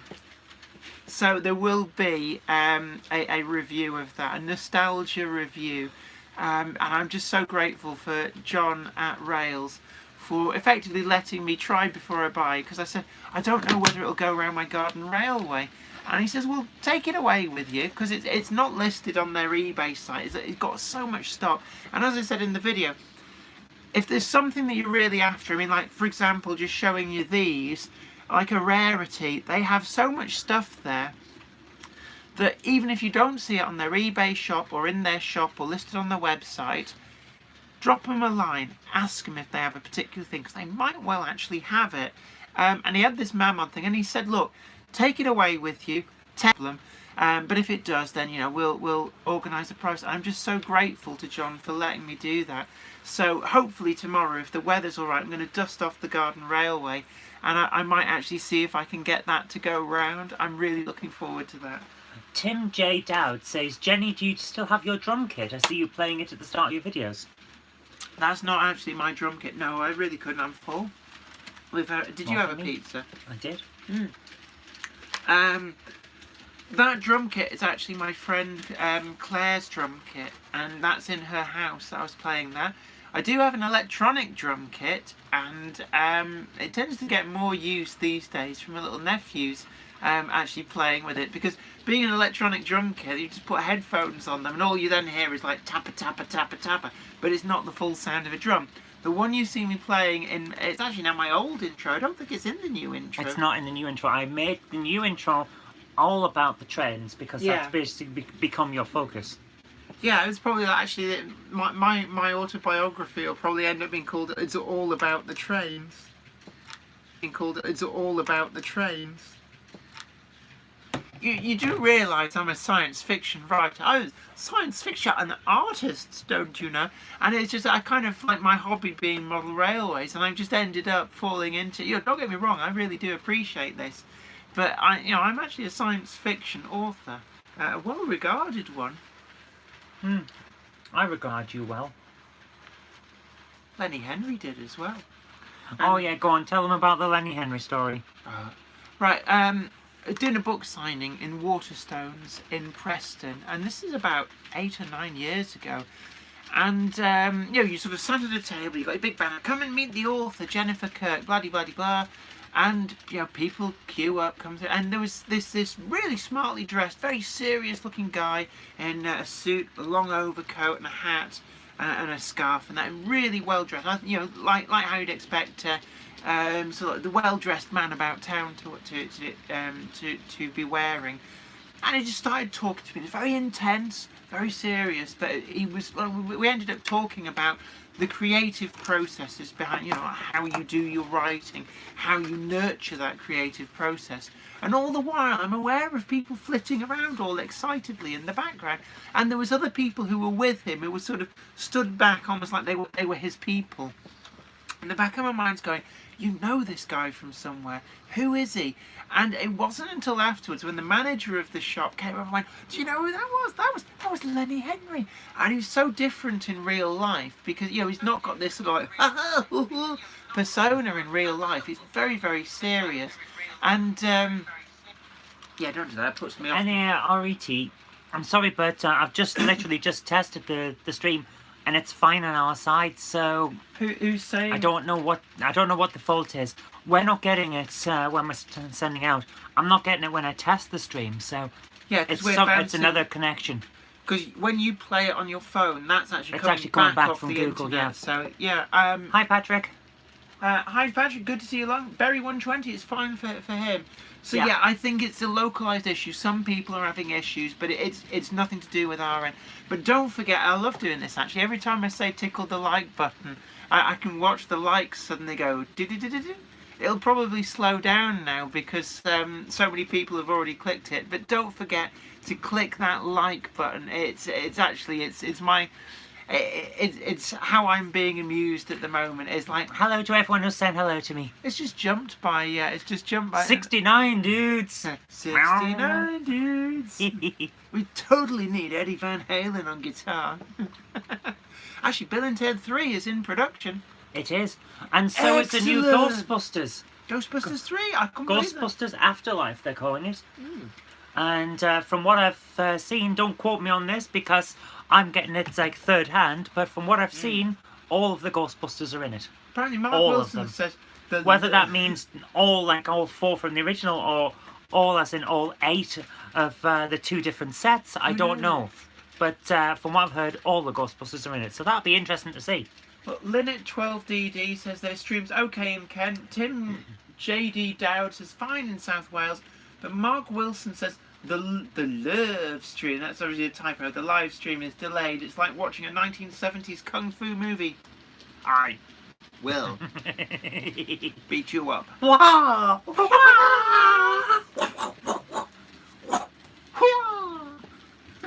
Your lips don't match the sounds, it's so funny. Right, here's the thing to fix that's that. the thing that- Fast forward it by double tapping on the Fast screen, or moving the slider around a bit, and then, funnily enough, that tends to make YouTube work it out again. Is this annoying? As a rule, yes. So, what were we talking about? What were we talking about? Everyone was kung fu fighting. They were fast as lightning. They were. Yes. Can we have the Berry 120 says, can we have a kung fu impression again, please? Oh, we can't wear it out. It will cease having its novelty value. True. Yeah. I will beat you up. Big time. You lose.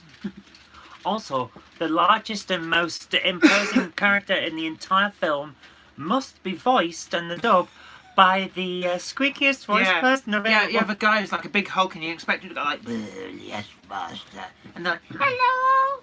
Oh, hello. I have to walk sideways through the door because I'm so big and muscular.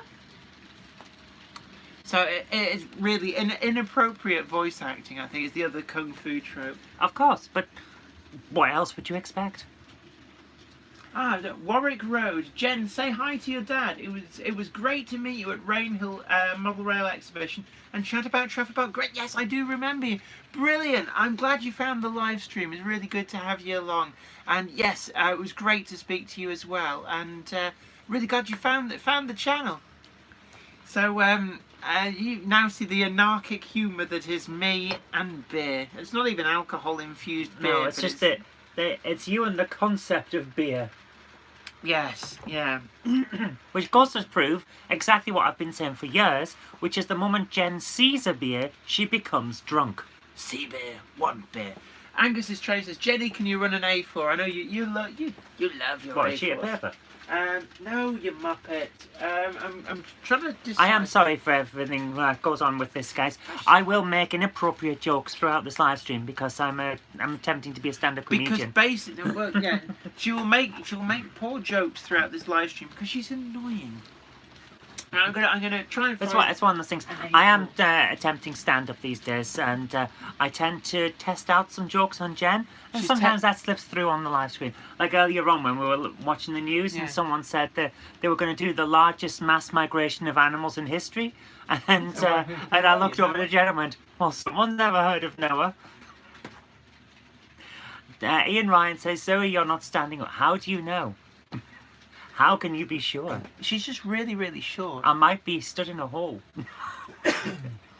And Mark Wilson says, "Zoe, where are you from? I'm struggling to work out your accent." That's right, everybody else does as well. Yes. Apparently you're South African, Scottish, or I've been all over. Irish. So, it's like, which part of Ireland are you from is the one I most commonly get asked. I've never been to Ireland. She's from the County Durham part of Ireland. Yes, I'm actually from Durham. However, I had a speech therapist when I was younger and got a slight Scottish tint to it from that. And as a result, I have a weird accent that no one can place. But yes, Jen's sister once asked me, where in South Africa are you from? And like, I've never been to South Africa either. So yes, I am a Dunelmian. I'm from Durham. Yeah, she's one of those. I'm certainly not Scouse. That's from the wrong side of the country. But thanks for playing. Right, I'm bringing the train round. Hopefully the A4, Angus, will be... Are you playing with your choo-choos? Yeah, well, I can't reach over to put the A4 on the front of the train, so I'm having the locomotive that's on the front of the train bring it round to me. Leslie Gilpin says, Durham City or Durham County? First one, then the other. Technically both. Did they need extra animals to keep the lions fed on the Ark?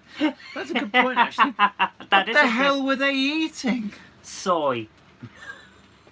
Soy? Yes, that's why they never had any ability to, or energy or desire to reproduce or eat each other.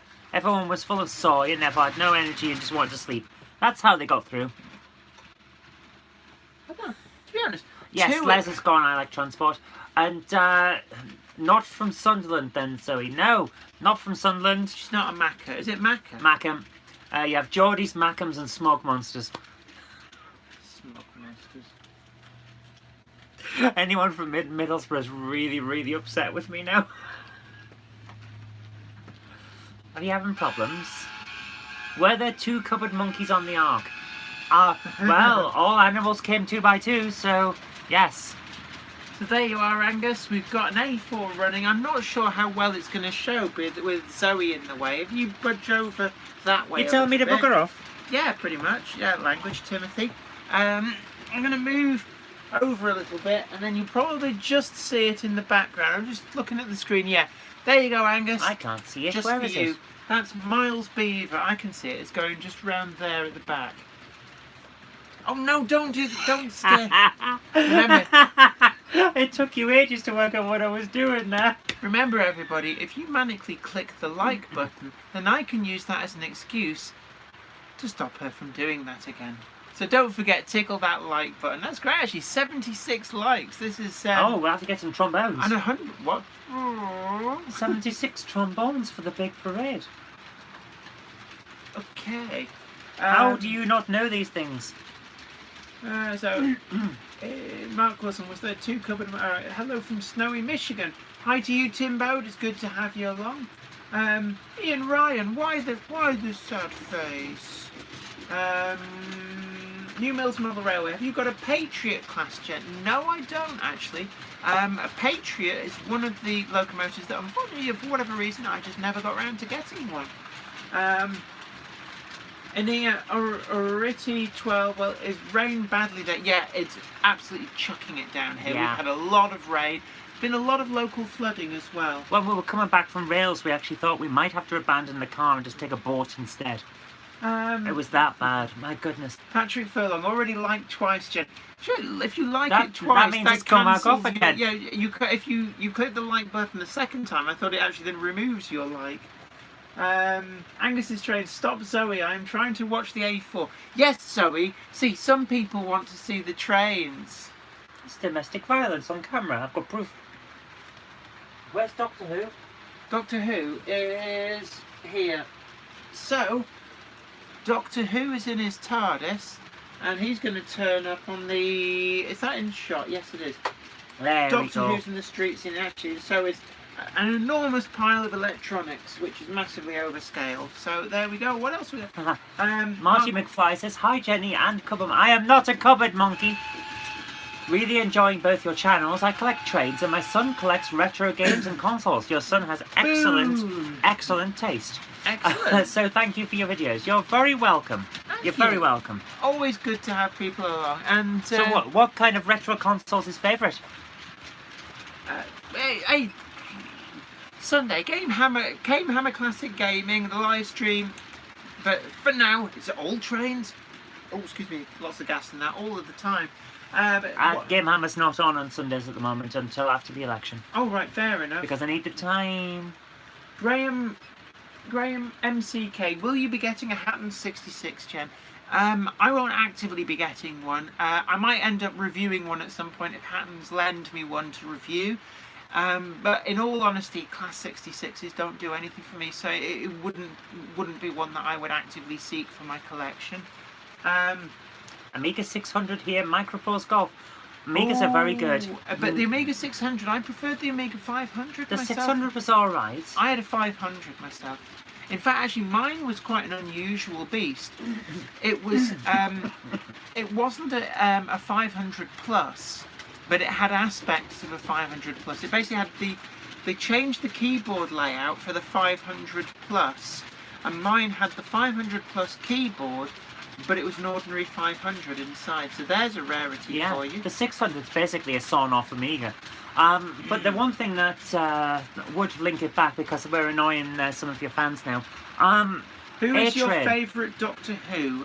For me, Sylvester McCoy, I think. Sylvester McCoy, quickly followed by Matt Smith, who is basically playing the modern version of Sylvester McCoy's Doctor. Just before it goes off the screen, Warrington Train Spotter 2778 is Rails of Sheffield easy to find? Yes, it is. It's on the A61 South, out of Sheffield city centre, and actually we found it quite easy to find. It's practically right across the road from Lidl. Yeah, so there is right parking there, available. Any news on the underground build, Zoe? No, Jen. This is something that we were talking about earlier, because you had forgotten, because you hadn't been reading all of the comments. Yeah, you wanted to build the underground station. Yes. And I'm saying, as someone who has never done it before, will you walk me through the process and we'll make some videos on it?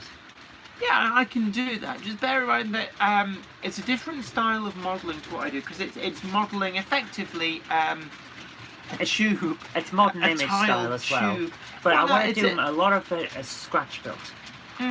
Well, there's a website, I think it's called Scale Scenes, where you can download and print off your own like brick textures and stuff, and I think that would be an ideal starting point for example, we're going to need white glazed tiles. Yes. And it may be, I haven't really gone looking, so I couldn't tell you for certain, but it may be that they have the means to put in like your London Underground tiles, you know, with the fancy stations and stuff. But we can certainly look into all of that. Yeah, because I really want, I've got a vision in my head of what I want, and I want a couple of levels of station, so it's different lines, and then on top of that I want a street scene, but I want it to be really grimy and kind of downtrodden. It's almost like a sort of like a 60s London, really, slightly grimy and smoggy. Yes, and that's why something that looks a bit dirty, a bit used. So yeah, I think that would be quite nice. And that's as far as we've got so far. We have now got further on than we were earlier on, because now she's agreed to help. Right, so Melchester Model Railway. Have you ever been to Olivia's trains, Jenny? I haven't, to be honest with you. No, I haven't. It's one of those things. I don't often go to Sheffield, and this is the first time I've ever actually been in Rails of Sheffield's shop. Nobody likes Sylvester McCoy. I like Sylvester McCoy. Sylvester McCoy's Doctor had that Remembrance of the Daleks. Watch that, and if you still don't think he's a good doctor, then you clearly didn't watch it properly. McCoy's doctor was brilliant because he plays the clown, but it's obvious that he's not. He's got that dark edge to him, and that's why I liked it. And Matt Smith, to a very large extent, was doing the same thing, especially in his later series. So McCoy and Smith, they're my top doctors. The worst one for me was David Tennant, because while Tennant is a brilliant actor, and he is a fantastic actor, he got some of the worst scripts that made him look like a selfish monster. And that was no good for the Doctor. That's not what the Doctor is. So, yeah, there you are. Angus's trains. I filmed an XPT at the weekend, and later I say, in the middle of editing the video, it'd be interesting to see.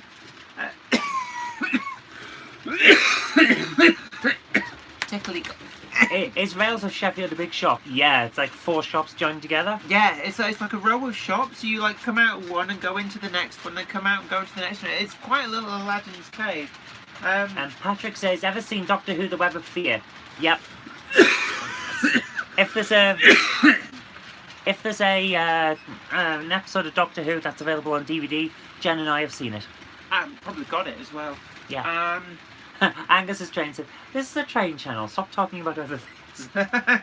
You've been told. Yeah, thanks, Dave. I have to live with this. Jan? Gary, yeah.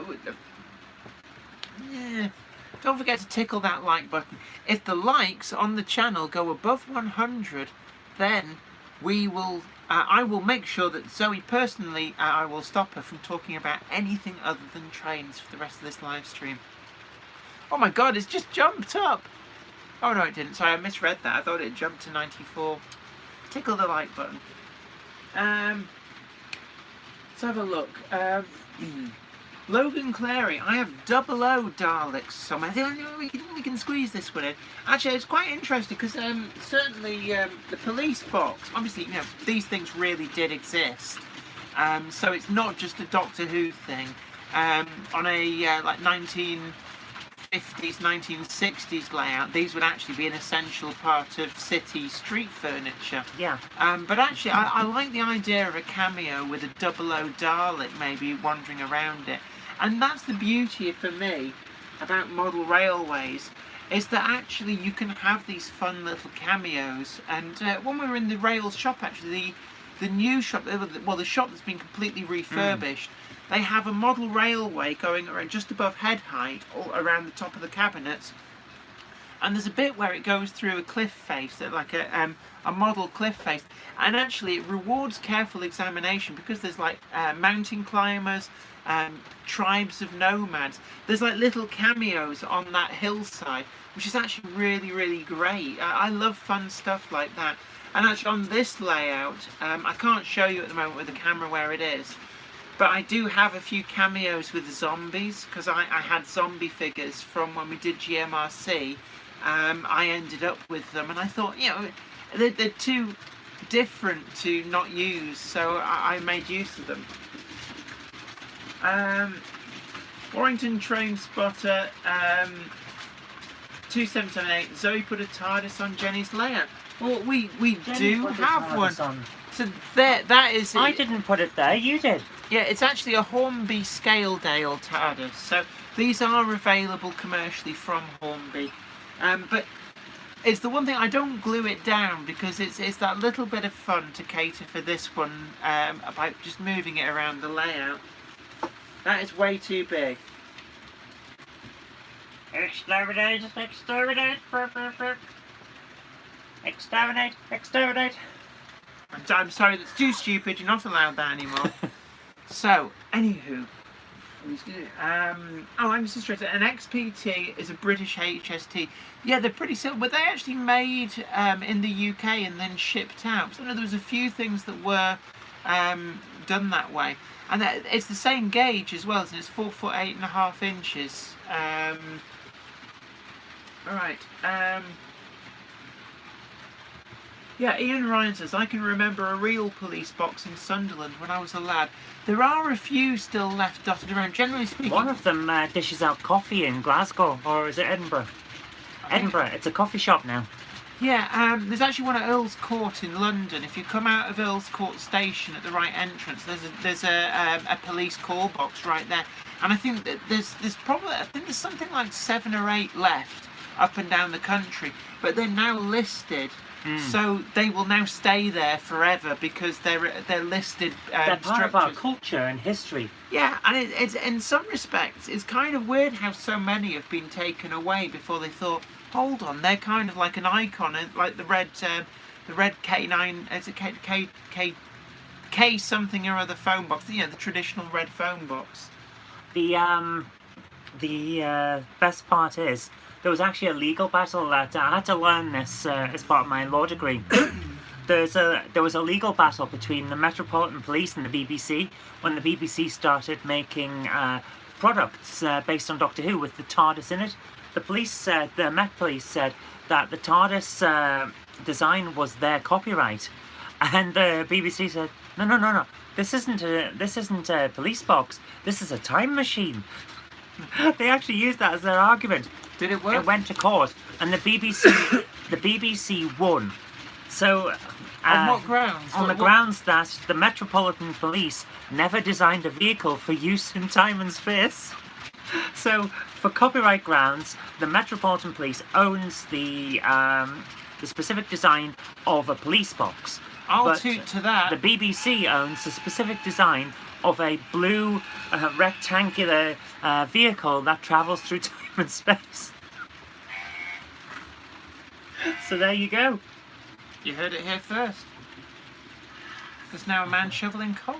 Zoe, you should turn one of your rooms into a TARDIS theme. I don't have the space, unfortunately. Whoa. Stop encouraging her. She wanted to build a porch on the house that looked like the TARDIS. You went into the porch and it's like you're going into the TARDIS and there was an entire house behind it.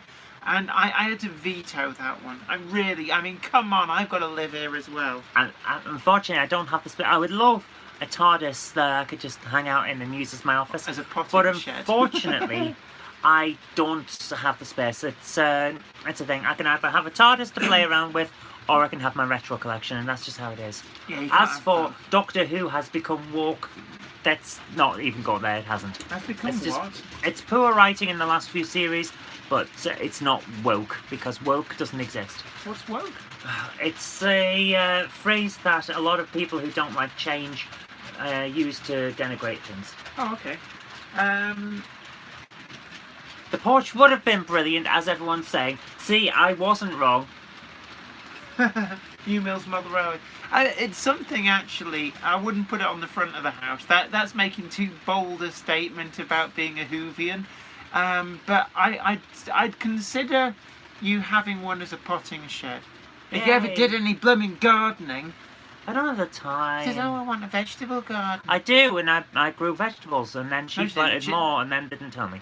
No, she basically looked out of her window and go, oh, I've got a vegetable garden that I will never touch. I will never harvest the vegetables. I will never plant them. I'll never pull the weeds out. No, We've got a garden full of potatoes and we've never touched them in 3 years. But you planted them and didn't tell me. I did. I said, those are potatoes. Hi to you, the real huggable panda. Patrick Furlong, nothing wrong with being a Whovian. Ian Ryan, my other entrance is a porch. Ian Ryan, get an allotment.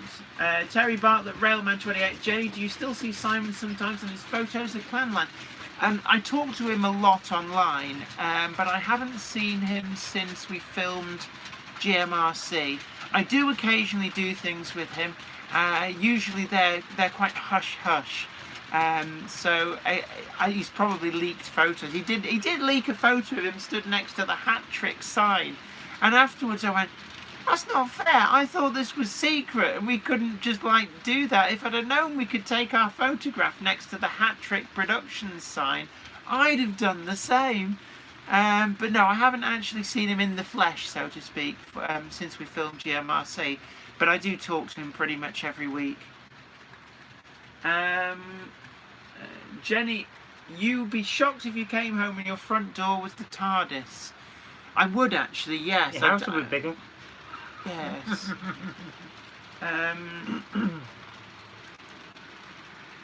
Kenny Bull, do we know why the phone box was used? it was down to, you know, obviously this was back in a day where a lot of people didn't even have landlines, certainly no mobile phones. So the police call box served two main functions. One, it allowed police officers on the beat to have a fixed location where they could communicate back to headquarters. And I think as well, it also provided a point where members of the public could go and directly phone the police. Because, you know, a lot of people didn't have landlines in the house. They were very expensive. And I think as well, what's actually inside it is a police cell, so that a policeman could apprehend the crims and actually put one of them in there, lock them in, and that's what the blue light was. When the blue light was flashing, it basically meant there was a crim in there, so they didn't forget that they put a crim in. Am I right? Yeah, it could be used. So it's basically like a police cell. Storage area for criminals. But in a lot of areas, what actually happened was that on a rainy day, the policeman would sit in there and have his lunch. Yeah, I can imagine. Yeah, Patrick Furlong, the police box was used in Doctor Who for financial costs. The original intention was to have it change its shape each episode, but they couldn't afford it. I think that's where they go on about the broken chameleon circuits.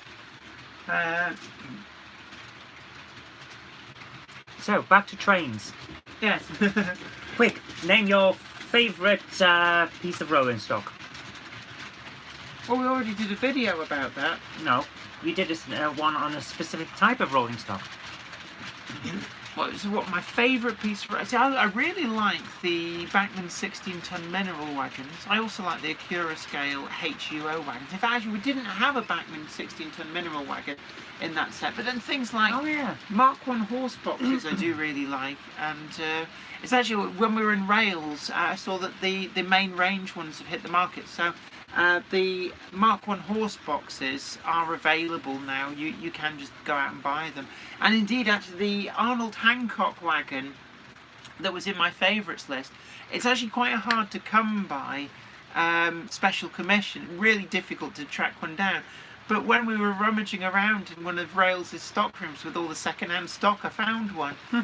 So if you really want one of those Arnold Hancock Golden Hill Brewery wagons, get onto Rails of Sheffield very quickly and tell him I sent you.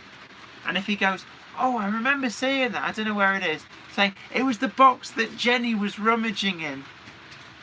Warrington Train Spotter says, Zoe, are you into model railways? Have you ever wanted to do a layout of your own? Oh, it's interesting, actually. No, I wasn't into model railways when I was a kid. My dad gave me my Sorry about that. After my granddad died, my dad got some of his old model railways. So my granddad had been into model railways, and he tried to get me interested in that, and it just didn't work with me. I wasn't a model railway fan, but we played with it for a bit. Then my dad put it into storage, and you've got some of my dad's railway stuff. I do, yeah. It's actually downstairs in a display cabinet. Yeah. So my granddad's stuff, it still lives on, but my dad was into scale extric. And I was into scale extric as well. So we played with a lot of scale extric, and I had all of the old stuff that he'd had as a kid. Bought my own Ford Cosworth racing car and stuff like that. We played with a lot with the minis as well. They were great. But I never really got into the modelling around it. I would occasionally put out the stands and the stuff that my dad had collected, because he was really into it and still is. But that's the modelling that I would have done. My main focus was always computers and technology. I'm a big retro tech head these days. But... Retro tech head? Is that even a term? But after the Great Model Railway Challenge, when Jen was on it, I got into that. And I really enjoyed watching all of that, because it was fun. I like the model side. I'm not interested in the trains, to be honest with you. It's not really my thing. But I do like the modelling. I've always liked modelling and creating small things. And... I used to make Airfix kits as a kid. I'm going to get back into Airfix kits. We've got a show planned for that, but that'll be next year at some point. And as a result, I've decided that Jen is going to help me build, to a certain extent, more like an advisor, I think, a model railway of my own that could be taken on display in various places. The idea is that I want to make it so that it's quite portable. And it's going to be the London Underground.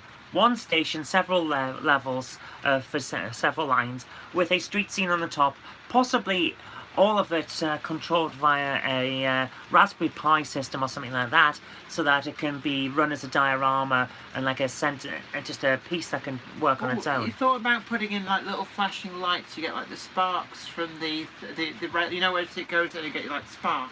You know, I did think about that, but I don't need to do it because there is. You can buy the railway train itself.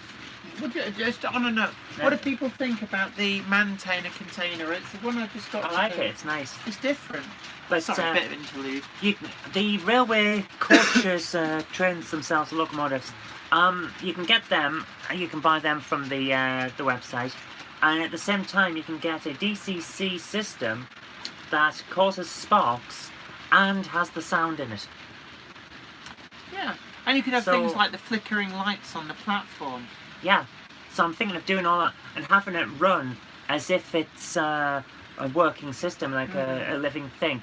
But with a Raspberry Pi system, I could code it so that it has random things happening, random sounds. I could also, you know, what really made this click in with me is one of those competitors in the Great Model Railway Challenge that had vehicles running on a road using a wire.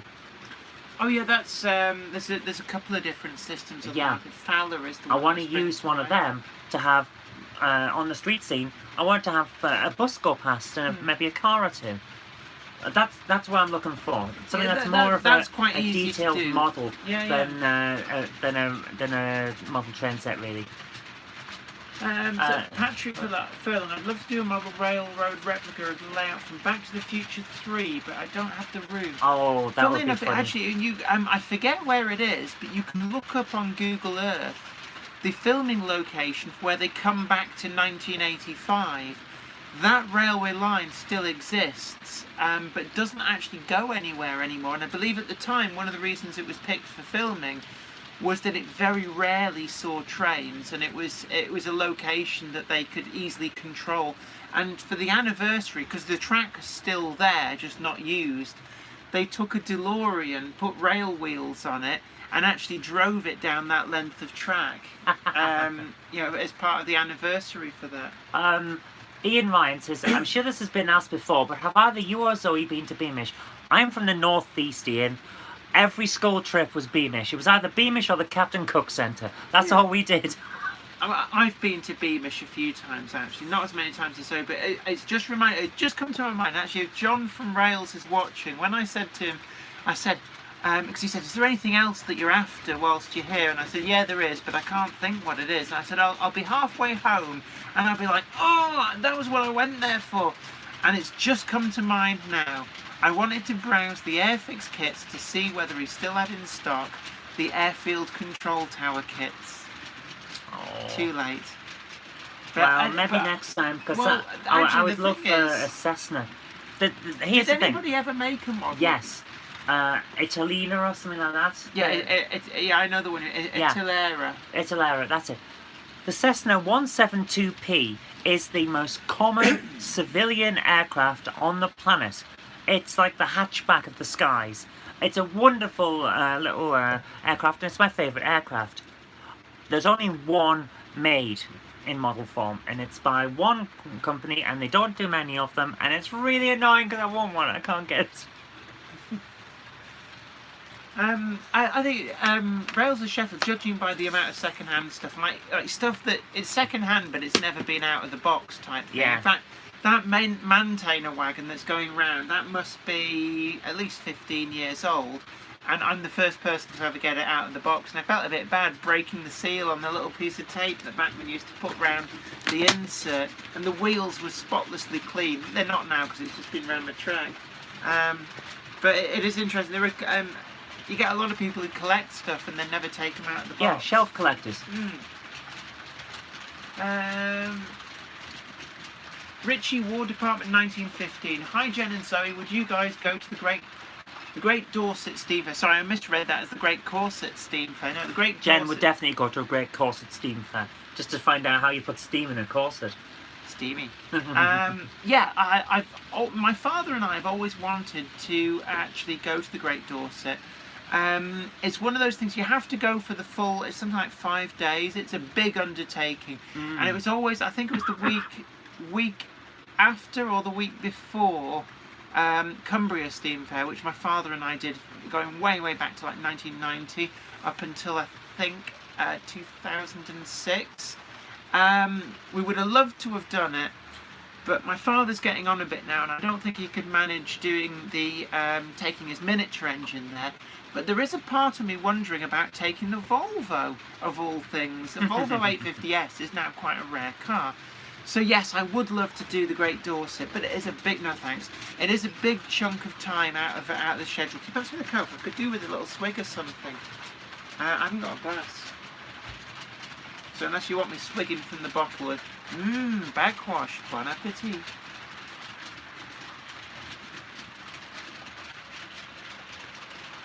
I needed that. You wet your whistle?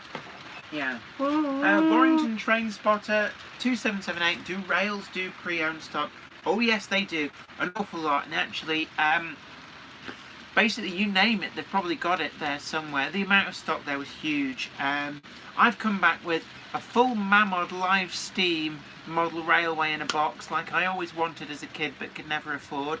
The Maintainer wagon that's going around, that's second-hand traded in, but it's like the box is pristine, the wagon's never been out of it.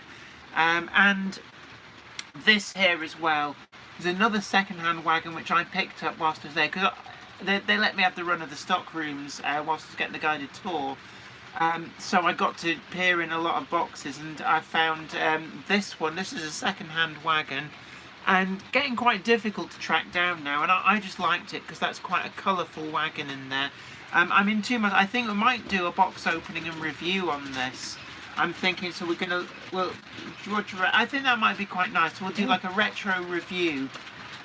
So I'm going to leave that in the box for now. I did take the Maintainer one out, so you can see there's the empty box, and that'll now go into storage. But yeah, so much stuff, and as when you see the video, I think the first one's going out on Wednesday, and then I think the second one might go out either at the weekend or next week. They've got so much more stuff than they've got listed on the website and on their eBay shop. So if there's something, specific that you want that you don't see, it's always worth dropping them a line and asking, because they may be able to help you out. Let's have a look.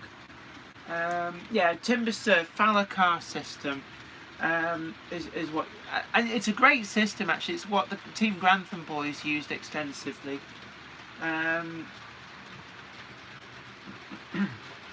New Mills is saying, does your bus wire or weir yard connect straight into your controller, or is there another way of doing it? I don't really have a bus wire. I have like a spoken hub method. So there's basically a daisy chain of wires going round here, there, and everywhere, with loads of like nodes where they all join in, and it works, but it's not the neatest to look at. What are you laughing at? It works, but it's not neat. Yeah. Oh, I've just remembered actually. I've got some glue over there. I need to. Talking about not neat. While she's looking for that, there is the wiring system. It's definitely not neat. She's wow. Yeah. All I'll say is yeah. Yes, Jen's method of wiring is basically, it's out of the way and it works, so why pretty it up? And to be honest with you, I can't blame her for that, because it works, she knows where everything is, and no one else is going to see it because it's out of the way, so yeah. Yeah, one of those things. Sorry, I'm just sticking foliage back. Since you're currently live streaming your bottom to the world, I'm going to move over here, so I've stolen your seat. So, sorry, I'll steal it back in a moment. It's just one of those things, that's how it works. I'm very much of the same opinion as Jen with this. It doesn't really matter as long as it works, whether it looks pretty or not, because that's not what you're here for. You're here for the model, the layout, the locomotives. As long as the bits behind don't get in the way, then it's fine. So, since Jen is still doing all of her stuff, What shall we talk about? Shall I do some of my stand-up routine? No, you won't. I want to keep viewers, not lose them. So, Jen's not a big fan of my stand-up. She tolerates it, basically. I'm not having much luck with this tree. All the stuff No, keeps Jen, falling I'm off. going to corpse while you're doing that. So it's one of those situations. It's one of those things where you have to support your other half. For example, I do all of her filming and editing for her videos, and It just came off in my hands. And in return, she nods and occasionally gives a polite laugh when I try to use jokes on her to try and test them out. So it's kind of give and take, you know. It's how these things work. Very. I suppose in all relationships you have the same thing. It's like, yes, dear, it's very nice, dear. Go away, dear. That kind of thing. Dear, yes. Could you pass me the glue down This there? one? Yeah, that's the bunny. Yes, I could pass you that. Would you like me to? Yeah, would it? Okay, so what have we got on the questions? Ian Ryan says, I've got a Volvo 740 in mint condition. Oh, brilliant. Very, very nice. My first car was a Volvo Yes. 740. Jen's first car was a 740 and would have remained a 740 if she hadn't gone and done some very silly things with it. What was it you told me today, that you'd broken the handbrake by trying to do handbrake turns? Shush, my dad still doesn't know. He does now. And then the other one, you may have damaged the rear axle by seeing how fast it could go over a mountain. No, that was towing a caravan to Anglesey. I All right. screwed the back axle. So what was the time when you decided to see how fast your car would go over some mountains? Oh no, it wasn't that. The other thing I did was I was curious how fast I could get on the speedo, so I jacked the back of the car up, put it into 5th gear, and floored it just to see what was the fastest speed I could get the speedometer to show, and I got it up to 140. But obviously, you know, the wheels were just spinning in the air. It's a miracle she's still here. It really is. It's a miracle. Oh, come on, we've all It's a been miracle you tea. didn't go back in time. We've all seen Back to the Future. We know that. Yeah, right, you can move now. Okay, well, I've Given up corpsed on long that enough tree. for you. I've given There up we on go. that tree. It's Where's my Dalek? I can see you doing it. Leave Dave the Dalek alone.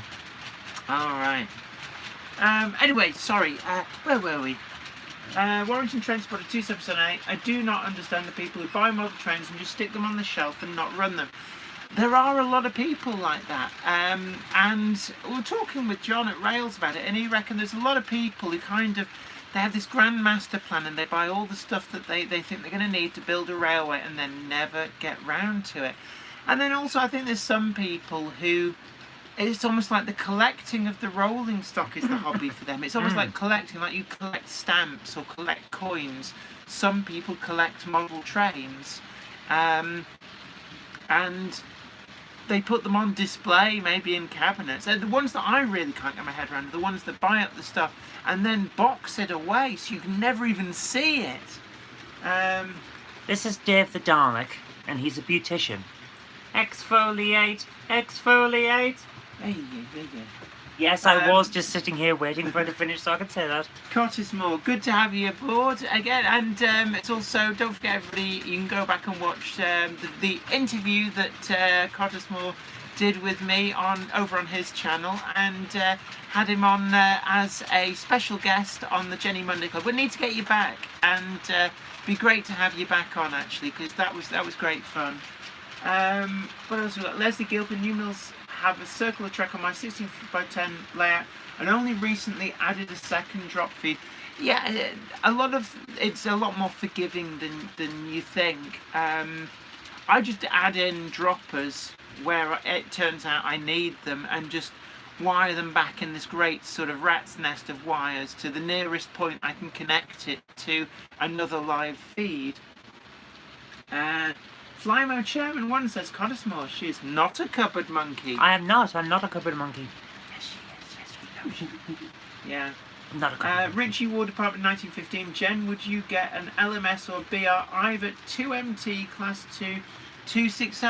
Yeah, not averse to it. I have a feeling, just one moment. She's got a feeling. I got a feeling. Is that is this the locomotive of which you speak? I think that's the one, isn't it? That's an Ivet 2MT. Let's have a look. I've lost it. Oh, there we are. LMS or BR Ivet 2MT class 267.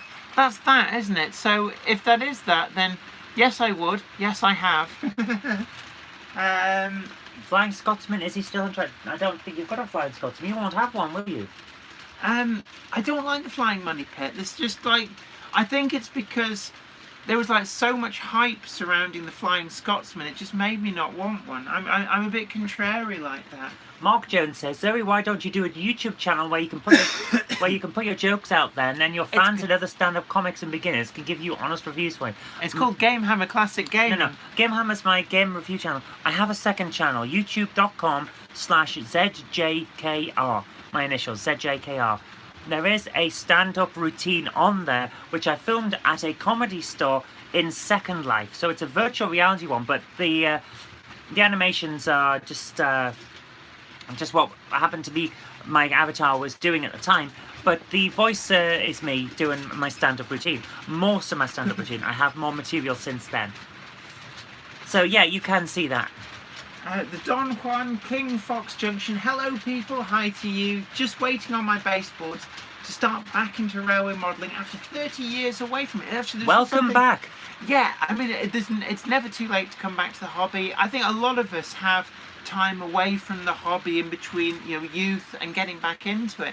So that's more than natural. I myself went off, did my teenage years doing all like music-y stuff, went on through university, went into a career in broadcasting, and came back in my early 20s to the hobby. But we were talking with Les when he was here earlier on as a guest of the channel about this.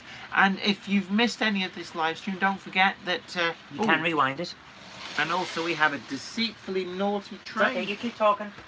I've got a naughty train here which thought it could slip by, go all the way round and hit the back of the train, causing a massive derailment.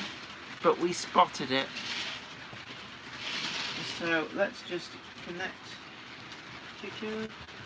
Yes. There we go. Ah, what was that? That was me catching on the extended board. You extended your layout. And now it's stuck in my back. You said extend. Jen, would you guys visit the Llangollen Railway in Wales? I have visited it in the past, and yes, Did I I would pronounce go it right? Llangollen. Yay! Yes, certainly would. But yeah, the Don Juan, it's always great to be back, and it's kind of nice sometimes to have that clean, fresh baseboard and be able to start a build, because there's all that anticipation of all the things that you can do. So it is a good moment, so enjoy it all the way. James Carroll, good evening Zoe and Jenny, good evening to you. Marty McFly, I have some Meccano and Airfix and some Wren locos plus kit built. That's how long I've been collecting. I must admit, when I was a child, I had Wren in my collection, and I still use Meccano. I don't know whether you can see, you probably can't see, but the mechanism, oh right, we can do that, can we? Yeah. This here, the mechanism for my turntable is made of Meccano. Yeah. So if I turn that, you see the locomotive back there slowly turning round. So is it all on screen? yeah, it's, let me hold that. So if I go over here, you can see the turntable going round, and that's all off this mechanism down underneath here. So there we go. When you put that back, people have had far too close a look at my big forehead. Warrington Train Spotter says, Zoe, who's your favourite stand-up comic? Well, from my youth, it used to be Billy Connolly. He was amazing, and I found him hilarious. But it's like everything, you taste move on, and my current favourite stand-up would be Steve Hofstadter. He's a comedian who puts a huge amount of his routines onto YouTube, and he's amazing with heckle put-downs. So yeah, Steve Hofstadter, have a look over for him, especially his routine on parenting. when he responded to a heckler about it. Oh my goodness, it is perfect. But could you just change the angle? We've gone a bit weird on that. It's just we're not getting a lot of the trains running in the background How's that? we were before. I suppose yeah, maybe. I'm just trying to make sure that people can watch the trains going around, because I know we kind of did this for the first time last week or the week before, and people really liked having the trains going in the background. So as long as the sound of the trains isn't getting in the way, sorry, I couldn't resist pressing the whistle, then I'm quite happy to do that. Tim's Train says, do you prefer DC or DCC systems, or both, and why? To DC or DCC? No, to DC or not to DC? Well, yeah. I think both have their place.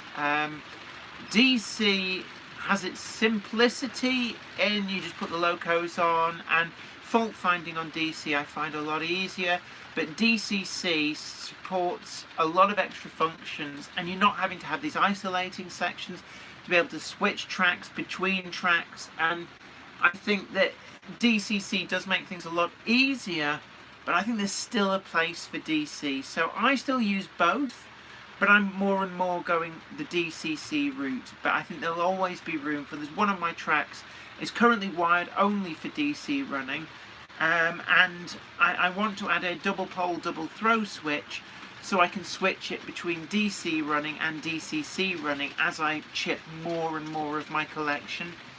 I've just realised that we probably have missed a fair amount of comments, so if we haven't answered a question that you've asked, ask it again. Yeah, we do a lot of talking, and so if we miss a comment, we're not ignoring it. It's just a case of they scroll off the top very quickly.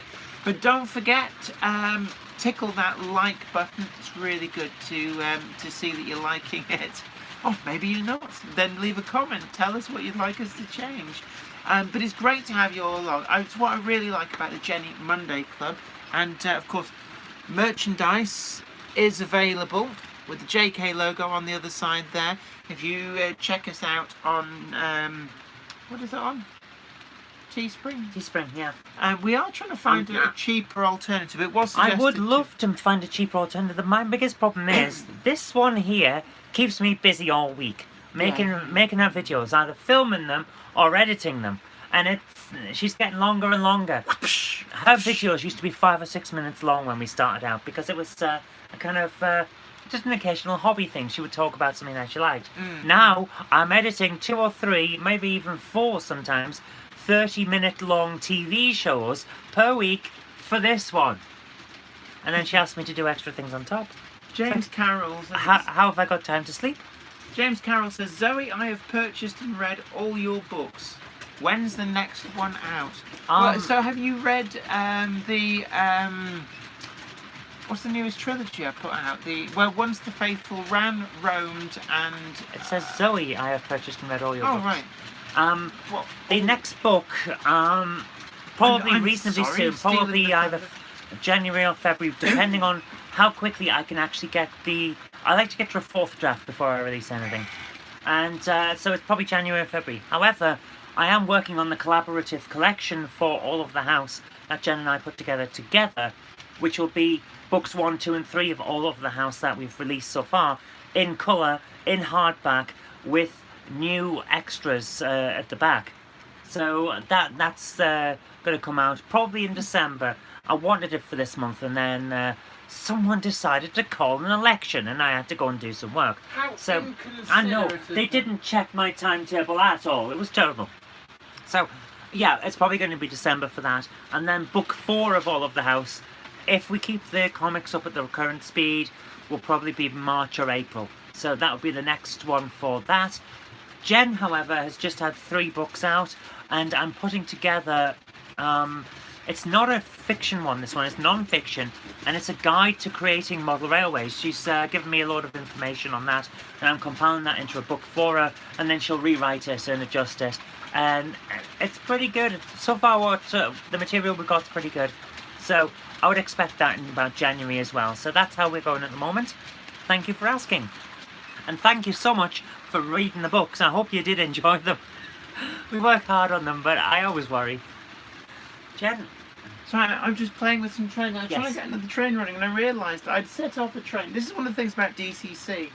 I'd set off a train that was on a track that another train was already using. So eventually they'd end up making a prejudiced contact.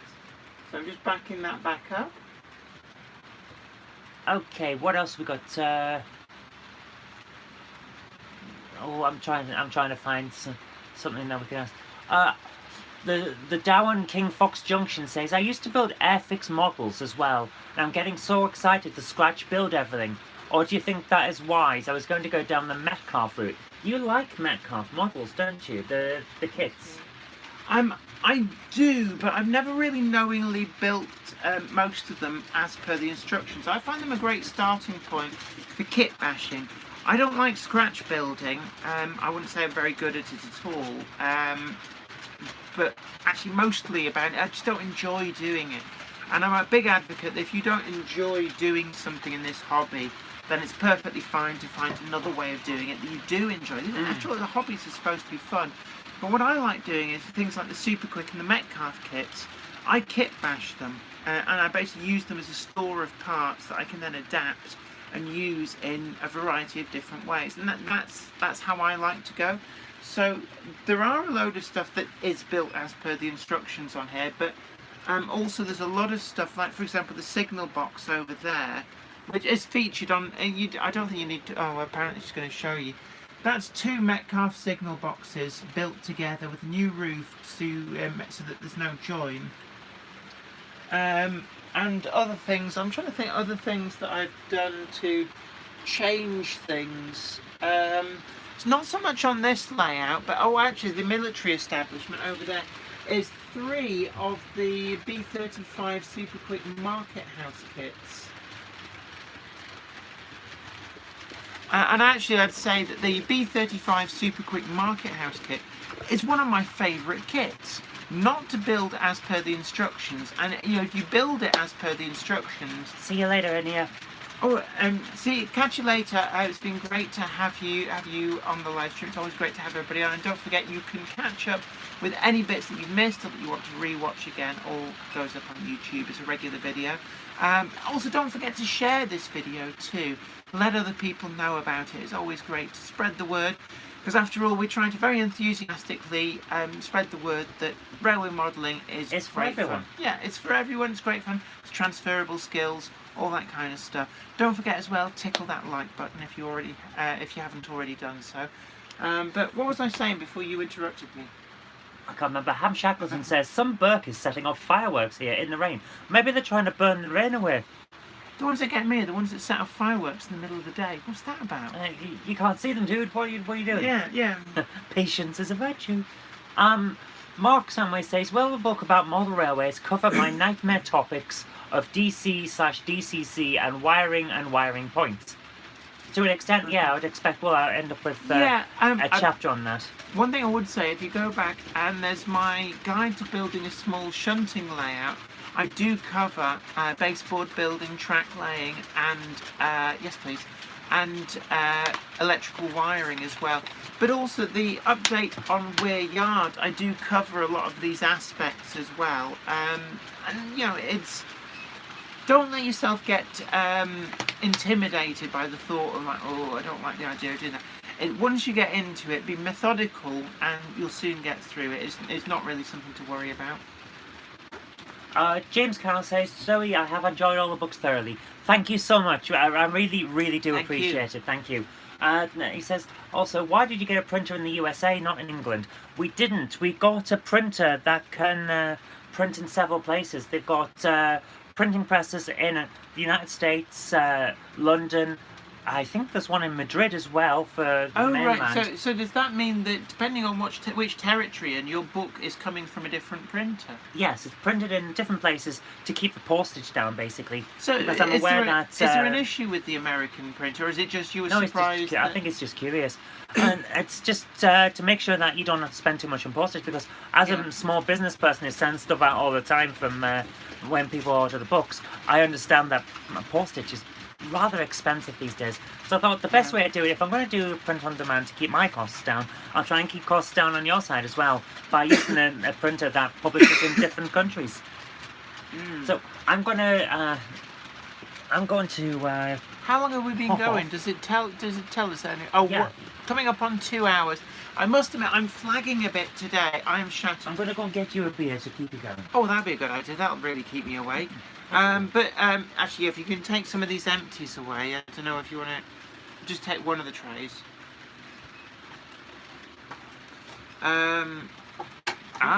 You can stack them all. Yeah, you keep going. Yeah, leave that here for now. Oh, yes. Yeah, Yeah, yeah. leave the food with you. Well, you ate all the apple turnover things. Damn right I did. Yeah. They were delicious. What was I going to say? Today, I must admit, right. I had a late night last night, so we were doing a lot of work yesterday. I did a lot of filming for some videos that you're going to see over the next 2 weeks. I had to get all that in the can. Excuse me, I'm sorry, I've been drinking Coke, it's very gassy. I had to get all that in the can yesterday because today we've been out filming in Sheffield all day. So that meant late night last night, early start today, big drive over to Sheffield through really hideous traffic. We had a full day there, and then we've come straight back and straight onto the live stream, so I really haven't stopped all day. So I'm starting to flag, so it's not going to be like the 3-hour live stream that we used to. I basically need to get an early night. I'm falling asleep on my feet. But don't worry, there's some great content coming up. And as I keep gushing about a little bit, there's some great content from today at Rails.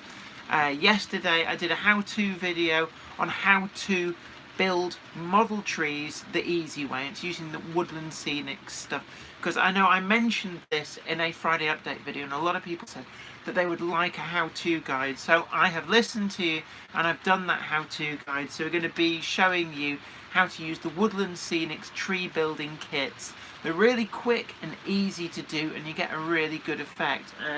I don't know how well they're going to show up on the camera. So these trees here are actually the ones I built in the video just to show how easy it was. So you can see there it's a pretty reasonable effect. We've also done a full trains going by video. So there's a lot of stuff going on.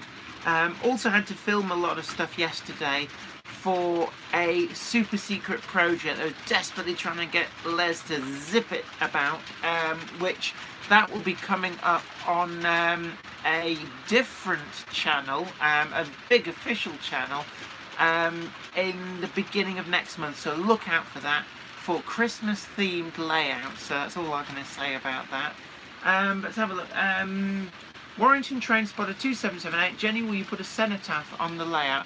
Actually, that's something that I could imagine putting in the military establishment. But I think there's probably, thank you very much, not enough space over there for a full cenotaph, but there is a memorial, like a war memorial. Yeah, there is. So we've got a war memorial, just not a full cenotaph. I don't really know. I don't think there's not really The only any. place you could put a cenotaph would be over in your village. There is space where the horse box is parked, next to the Bates Motel. Yeah. There is space there. So yeah, it could come. Ah, beer here. Yeah.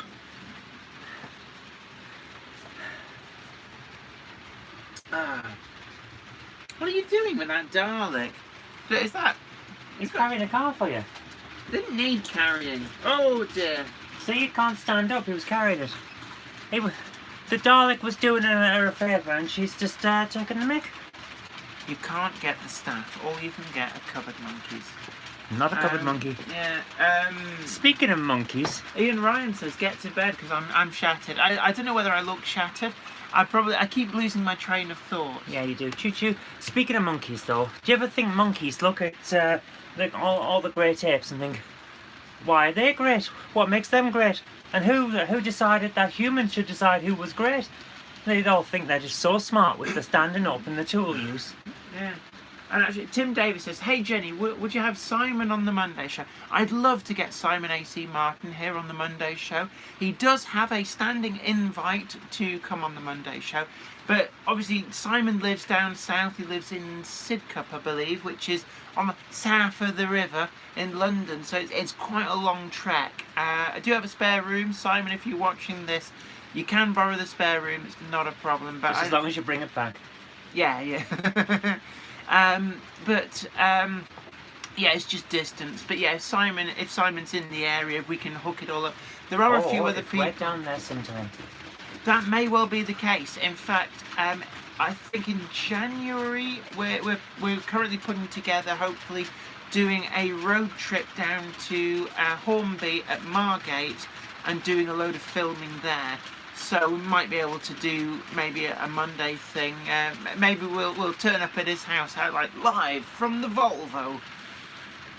But yeah, it's something. He does have an open invite anytime he's available. I'm also trying to get Will Jarman on. I spoke to Will Jarman, who does a lot of behind-the-scenes-y stuff in TV, but you also saw him on Biggest Little Railway. He's great fun. I'm trying to get him on as well. He's a big advocate of 3D printing and tiny models, so I really do want to get him on as well. We've had Derry on as well. So I'm trying to get a few more guests coming through. Yeah. But It's always good to have new perspectives. yeah, but it's always good to have Les on as well. I must admit, Les is a great laugh too. You two are practically a double. We a double are act actually, these yeah, days. yeah. To me, to you, to me. We're currently doing on a super secret project. Did you see how Les nearly blew the gaff several times? He's so excited he can't keep his mouth shut. Yeah, Santa's given him a special mission. Yeah, but you know, it's that infectious enthusiasm, and I do love that about people like Les. You should get a guest cat. We've got a cat, she just won't come up in the attic. Yeah, I can't get her up here. New image prop replicas. Good evening to you. Always great Hello. to have you on. Don't forget to tickle that like button if you haven't already done so. That's really important. And also share the video. Let other people know about what we're doing. And there's more than just these live streams. We've got a great selection of videos on the channel. Lots of how-to videos, trains running by, box openings and reviews, how-to guides, comparison videos, out and about with Jenny and Zoe. So there's so much that we've been doing. In fact, we lead an exciting life. We make it look exciting. Yeah, yeah, It's all in the edit. yeah. Warrington train spotted 2778. I think they had some issues with Brian. Yeah, someone's Manchester, Brian, as you, yeah. Melchester Model Railway saying, will Brian be back? Unfortunately, that's unlikely. Unfortunately, what happened was in the filming of GMRC, a lot of it got edited out, and actually Simon got made to look a bit of a baddie. But actually, what it doesn't show is that the person who was who kind of went a bit weird and became very abusive, both towards the rest of the team members and towards the crew, was Brian. He burnt a lot of bridges.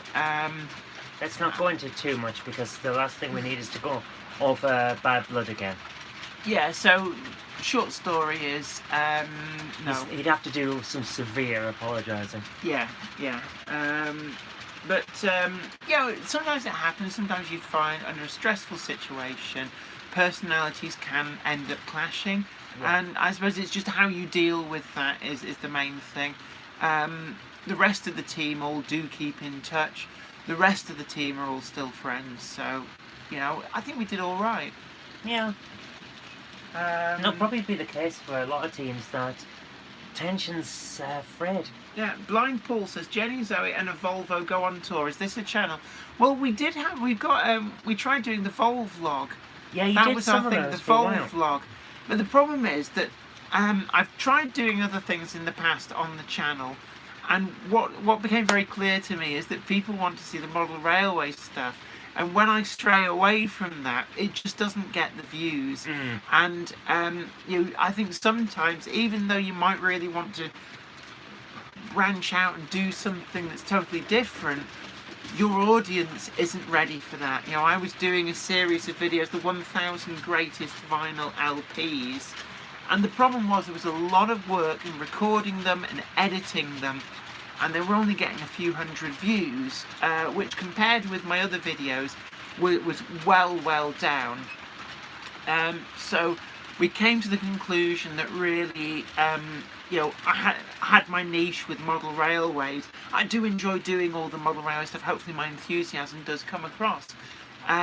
So if we stray outside of that format, it doesn't tend to work in the way that another channel that would be dedicated to that kind of thing, and that's what their core audience would do a lot better, if that makes sense. Ritchie War. Oh, hold on, right. Screensaver. Ritchie War Department, 1915. What's your dream locomotive to have on your layout? I think it's the one on the turntable there, which is the Oh my goodness, Brighton yeah. Atlantic. I don't know. I'm just saying. Can we see that? And the So the H class or something. H1 class. I'm just going to pick it up. Actually, the hand of God is just going to move it over instead of messing about with that in the background. For me at the moment, this is my dream locomotive of what's available. In terms of if somebody were to make a model of something, I think some of the pre-grouping stuff, I love some of the ornate Victorian locomotives. And We've cracked 100 likes. Thank you so much, guys. brilliant, Thank you. 101, thank you very much. It's very much appreciated, and don't forget to share it too. You're never happy, are you? There's always one extra thing. It's like, well, Yeah. you've done that. Can you do this? I don't want the full moon on a stick. I only want your half. But I think some of the locomotives, the Hull and Barnsley Railway, intrigue me. We've not seen them in model form. I couldn't tell you what classes they are, but there's some of the Hull and Barnsley Railway Express locomotives. Do look nice pieces of kit. Marty McFly says, I wish the GMRC was available to catch up on YouTube. Not seen series 1 or 2, just seen the latest series. The latest series is series 2. You've only missed one there's- series. Yeah. No, not Siri. Turn off Siri. There's only 2 series so far, but one thing I will say, I was talking to Pat Doyle via email a few days ago, and I did ask about Series 3, because a lot of people have been asking me, will there be a Series 3? Now, As if you know. As Yeah. if you're the controller behind the scenes. as if I'm the beating heart of what goes on at Channel 5. I'm not. The thing is, if Jen was in control of it, she'd have won. That's a good Because I point. know what she's like. Yeah. But, right, they haven't been commissioned yet for Series 3. What he said is that Channel 5 is playing the cards close to their chest. They're kind of waiting for, I think, the full final viewing figures to come in before they make a decision. So he said they haven't made that decision, but they're quite confident that Series 3 probably will go ahead. So at Worley Model Railway Exhibition, they will be present, I think definitely on the Saturday, possibly on the Sunday as well, and they will be doing the preliminary casting for GMRC. That doesn't mean that if you're not at Worley, you're not going to get on. It's just that they're going to start the casting process. And there's also an email address that you can email to kind of try and get on board, which is casting@knickerbockerglory.tv, if I've got that right. If you drop them a line, you need teams of 6, and as a hint, a word for the wise from somebody who's already been through it, done it, you need to make sure that you cover your bases with your team members. So you've got 6 team members. You need somebody who's great at laying track, somebody who's great at electronics, and at least 1, maybe even 2 people who are great at scratch building. And then you need like a scenery guru, somebody like Les Cliff who can just bang the scenery down and make it look brilliant. Now, if you can get that right mix of different talents and deploy that effectively within a team of 6, then you stand a great chance of being able to get all the way through and maybe even win GMRC 3. So drop an email to that address. I think it's casting@knickerbockerglory.tv, or if you're going to Worley, look out for them there. They're starting the casting process. And whilst they haven't been told officially that there's a Series 3, they're fairly confident that that's going to happen. So you need your fighter, your cleric, your wizard, your rogue. Probably a... This isn't D&D, you know. Yes. You have a mince pie. I've had enough. I'm getting fat. Yeah.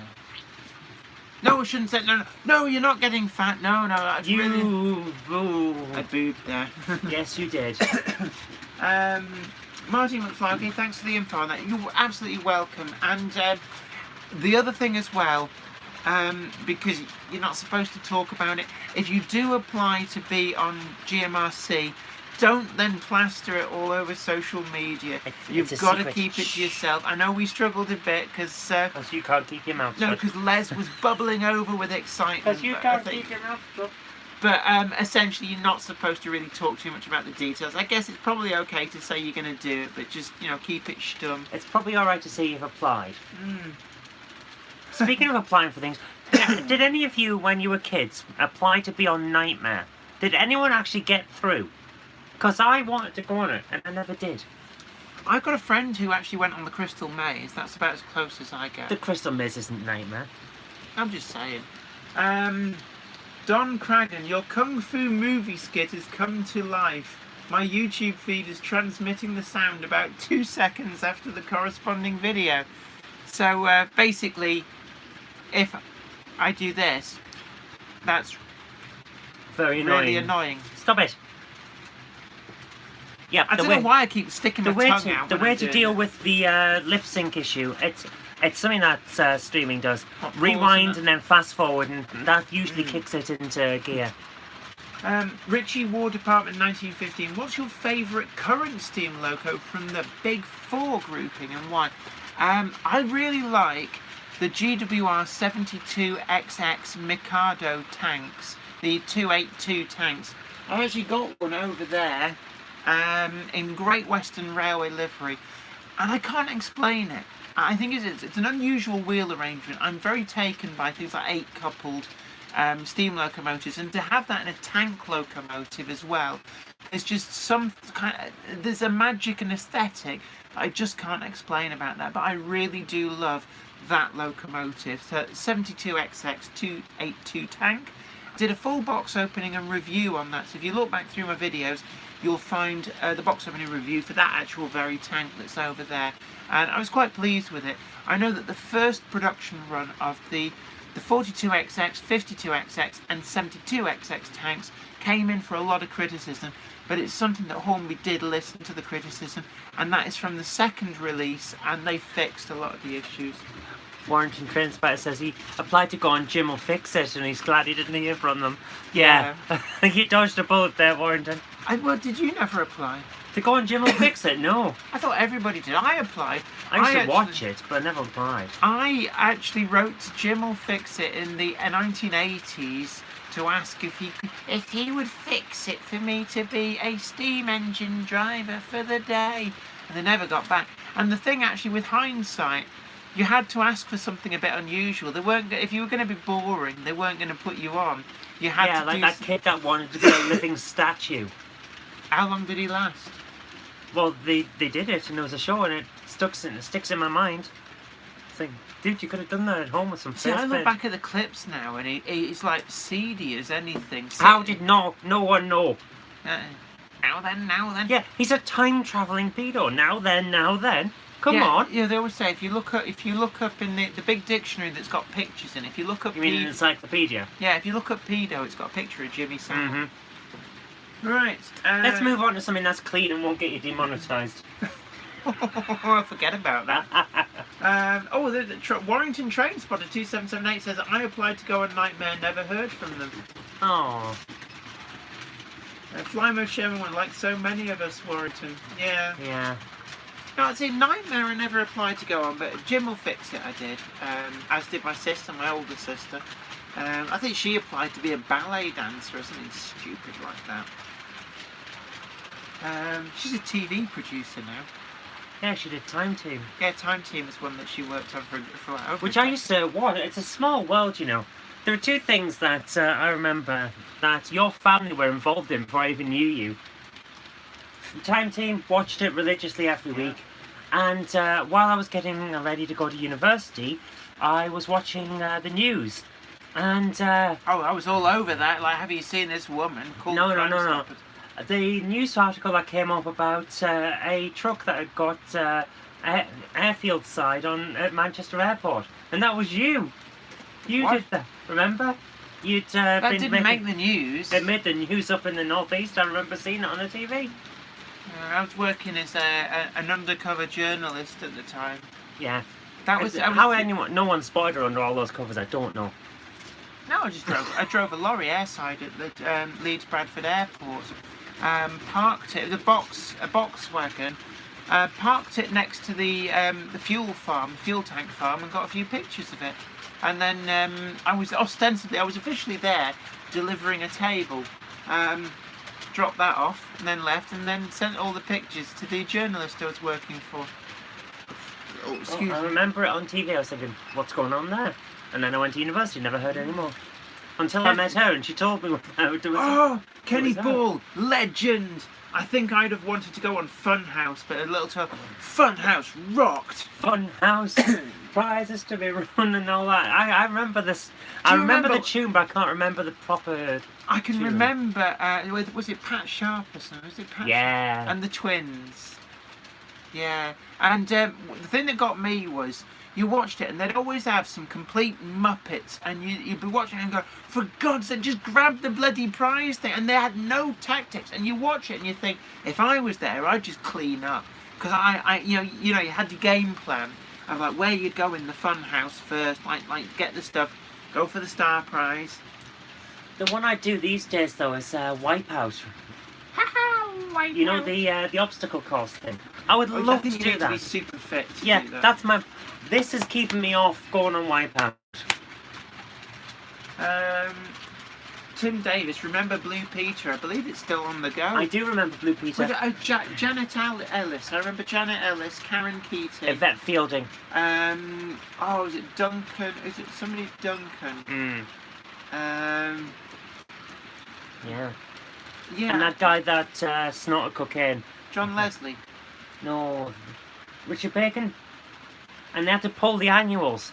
The Blue Peter annual that year. I was too old. Richard Bacon, he'd been caught partying and snorting a load of cocaine.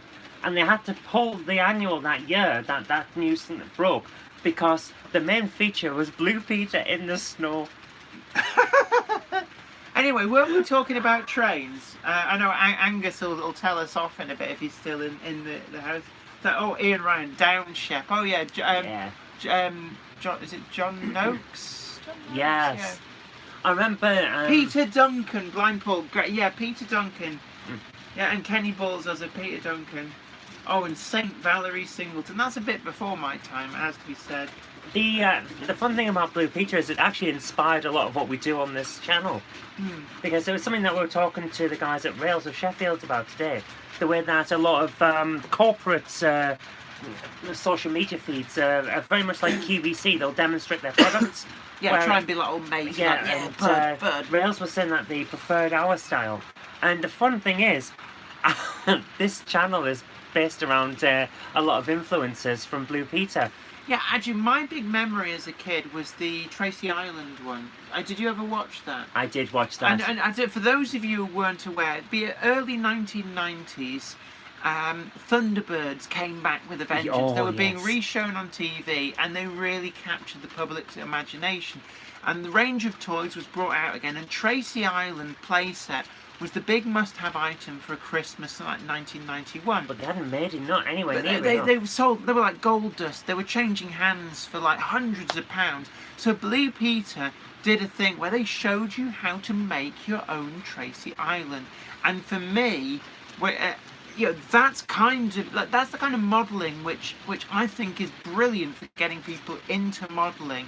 And I believe even now, the fact sheet for how to make your own Tracy Island is still their most downloaded how-to guide from the Blue Peter website. Even now, like what nearly 30 years later, and I think there's probably a lot of kids who got into modelling off the back of that. So it has to be said that Blue Peter was great for showing you that you could take on these things and actually make things. And the inspiration for how I've set up all the cameras and the editing styles for Jen's reviews with the close-ups and the wide shots and things like that, and the editing on her out and about things. It's all based on the little features from Blue Peter. Can I just say, before it disappears off the top, 007 Spike Dog says, thank you, Jen. Thank you, Jen and Zoe. I love these Monday evening. It's just gone off the top. I'm trying to scroll back up. Come back. Let me do it. since you don't know what you're doing with your technology. Thank you to Jen and Zoe. I love these Monday evening streams. I'm new to the modelling world and currently going through all your vids and others and loving all you do. Thanks. Oh, well, thank you very much. It's always a pleasure to hear that people are watching my videos and enjoying them. So, really great to hear from you, and thanks for watching, taking the time out to join the live streams. Always great to have you all along. Yeah. Let's have a look. What else have we got here? Oh yeah, Graham MCK. The best way to have a flashback after school was watching Grange Hill, taking you right back to school. Why oh why? I never liked Grange Hill for that very reason, because it reminded me of school, and I got mercilessly bullied at school. So the last thing that I wanted to watch when I got home was school. Yeah, but you've got to remember, from the point of view of the writers, it's a case of, well, the kids will know and relate to this. And that's what they were doing. They're trying to make a drama that you would relate to. Tucker. That's why I like That's the only Biker Grove character I can instead. remember the name of, Tucker. Biker Grove was much better because it was a drama for what people were mainly doing after school. It was an after school thing. Why, I was spooky, man. That is the only thing you can do in Geordie. Jen. Hoya Hammer, how I hear. No, it's Hoya Hammer, how I hear me. That's what I said. No, it isn't. Hoya Hammer, how I hear hinny. Basically, for those of you who don't speak Geordie, that is, would you please pass that hammer to me, darling? The Don Juan King Fox Junction, you just gave me an idea for the layout, Tracy Island. Actually, if you watch Great Model Railway Challenge, the final, Team Rail Riders, go Rail Riders, we built Dr. Evil's Volcano Lair Island, which is not far off. So actually, yeah, and there's some great products as well from Bachman Woodland Scenics and Scenecraft range. And they do palm trees, so if you can... What's derailed? It says, hey, a tram has derailed. I don't see it. No. No, we're good. They're Okay. all running. They're all running. As a teacher I knew watched Grange Hill to be ahead of his pupils playing up the following day. All right, it's getting down. Demon with the Headmaster TV show. Tim Davis, I didn't like the Demon Headmaster TV show because I'd read the book. And unfortunately, the Demon Headmaster never looked right on the show to what I had in my head from the book. I just couldn't get into it then. But I loved... the one I always loved was Round the Bend. That was, yeah, the weird Australian one. The weird Australian one with the models. Nightmare. Big favourite Nightmare. And... oh, Round the Twist. That's the one I'm thinking about. Round the Twist was like the Australian slightly horror. It's like thriller trying show. like Erie, Indiana, but Yeah. Australian. Yeah. Before Erie, Indiana, I think. Yeah. Round the Bend was an ITV show, It's a bit which was like a Splitting Image. it was very much like Splitting Image. It was like a live action comic is what they were trying to go for, and that was a great show. The crocodile editor Doc was amazing. Croc. Doc Croc, yeah, the crocodile editor was amazing. Anyway, Jen, it's 10:05. Yeah. You've been so on for 3 hours 5 minutes. How long Have I? do you want to go? Keep going. That says. 185 minutes, which is 3 hours 5 minutes. Can you hear the weather? No, I'm deaf. Sounded like thunder. Anyway, look, we're going to have to round up. I know I said that, I was going to cut the live stream short. We haven't. But look, it's been really great to have you all on. It's been amazing to have your company this evening. Great to have you all on. And don't forget, we're going to be having more videos coming up this week. We've got an interview with John Barber and Adam from Rails of Sheffield. I think that's going to be the Wednesday video. Oh, excuse me. We've also got an interview with Paul Tyre from PD Models, which will be coming up at some point. Won't be this week, but a subsequent week. We're part way through filming all of that. We've also got some box opening and reviews. Actually, we're going to have a little bit of a retro review on a wagon, see how that goes down. I might even go full retro and do it in 4x3 format. No, you won't. Also, we've got trains running by video as well, because I know that you do like those. So we're gonna try and get some more of those out. What else have we got? Oh, there's I need to film actually a comparison video on new versus old Hornby A4, and I've also got in the bag, because you asked for it, so I have done it, a how-to guide on how to build really good model trees, and it's using the woodland scenic method with the tree building kits. So we've got a how-to video for Friday going up about that shows you how to make some really quite amazing trees quite easily. So until next time, this is me, Johnny Kirk, saying you take really good care of yourself, and don't forget that you can also support the channel over on Patreon if you so wish, and don't forget to like, share, subscribe, and we'll catch you next time. So until then, you take really good care of yourself, stay safe. All you out in Australia as well, if you're in the area where the bushfires are, you make sure you stay safe, because I know it must be quite a worrying experience to have stuff like that going on. And here in the UK, we've got an immense amount of rain. I think we've had more than a month's rainfall fall in the space of 24 hours. There's a lot of flooding, so do be careful. You look after yourself, and I'll catch you next time. Bye for now. Bye guys.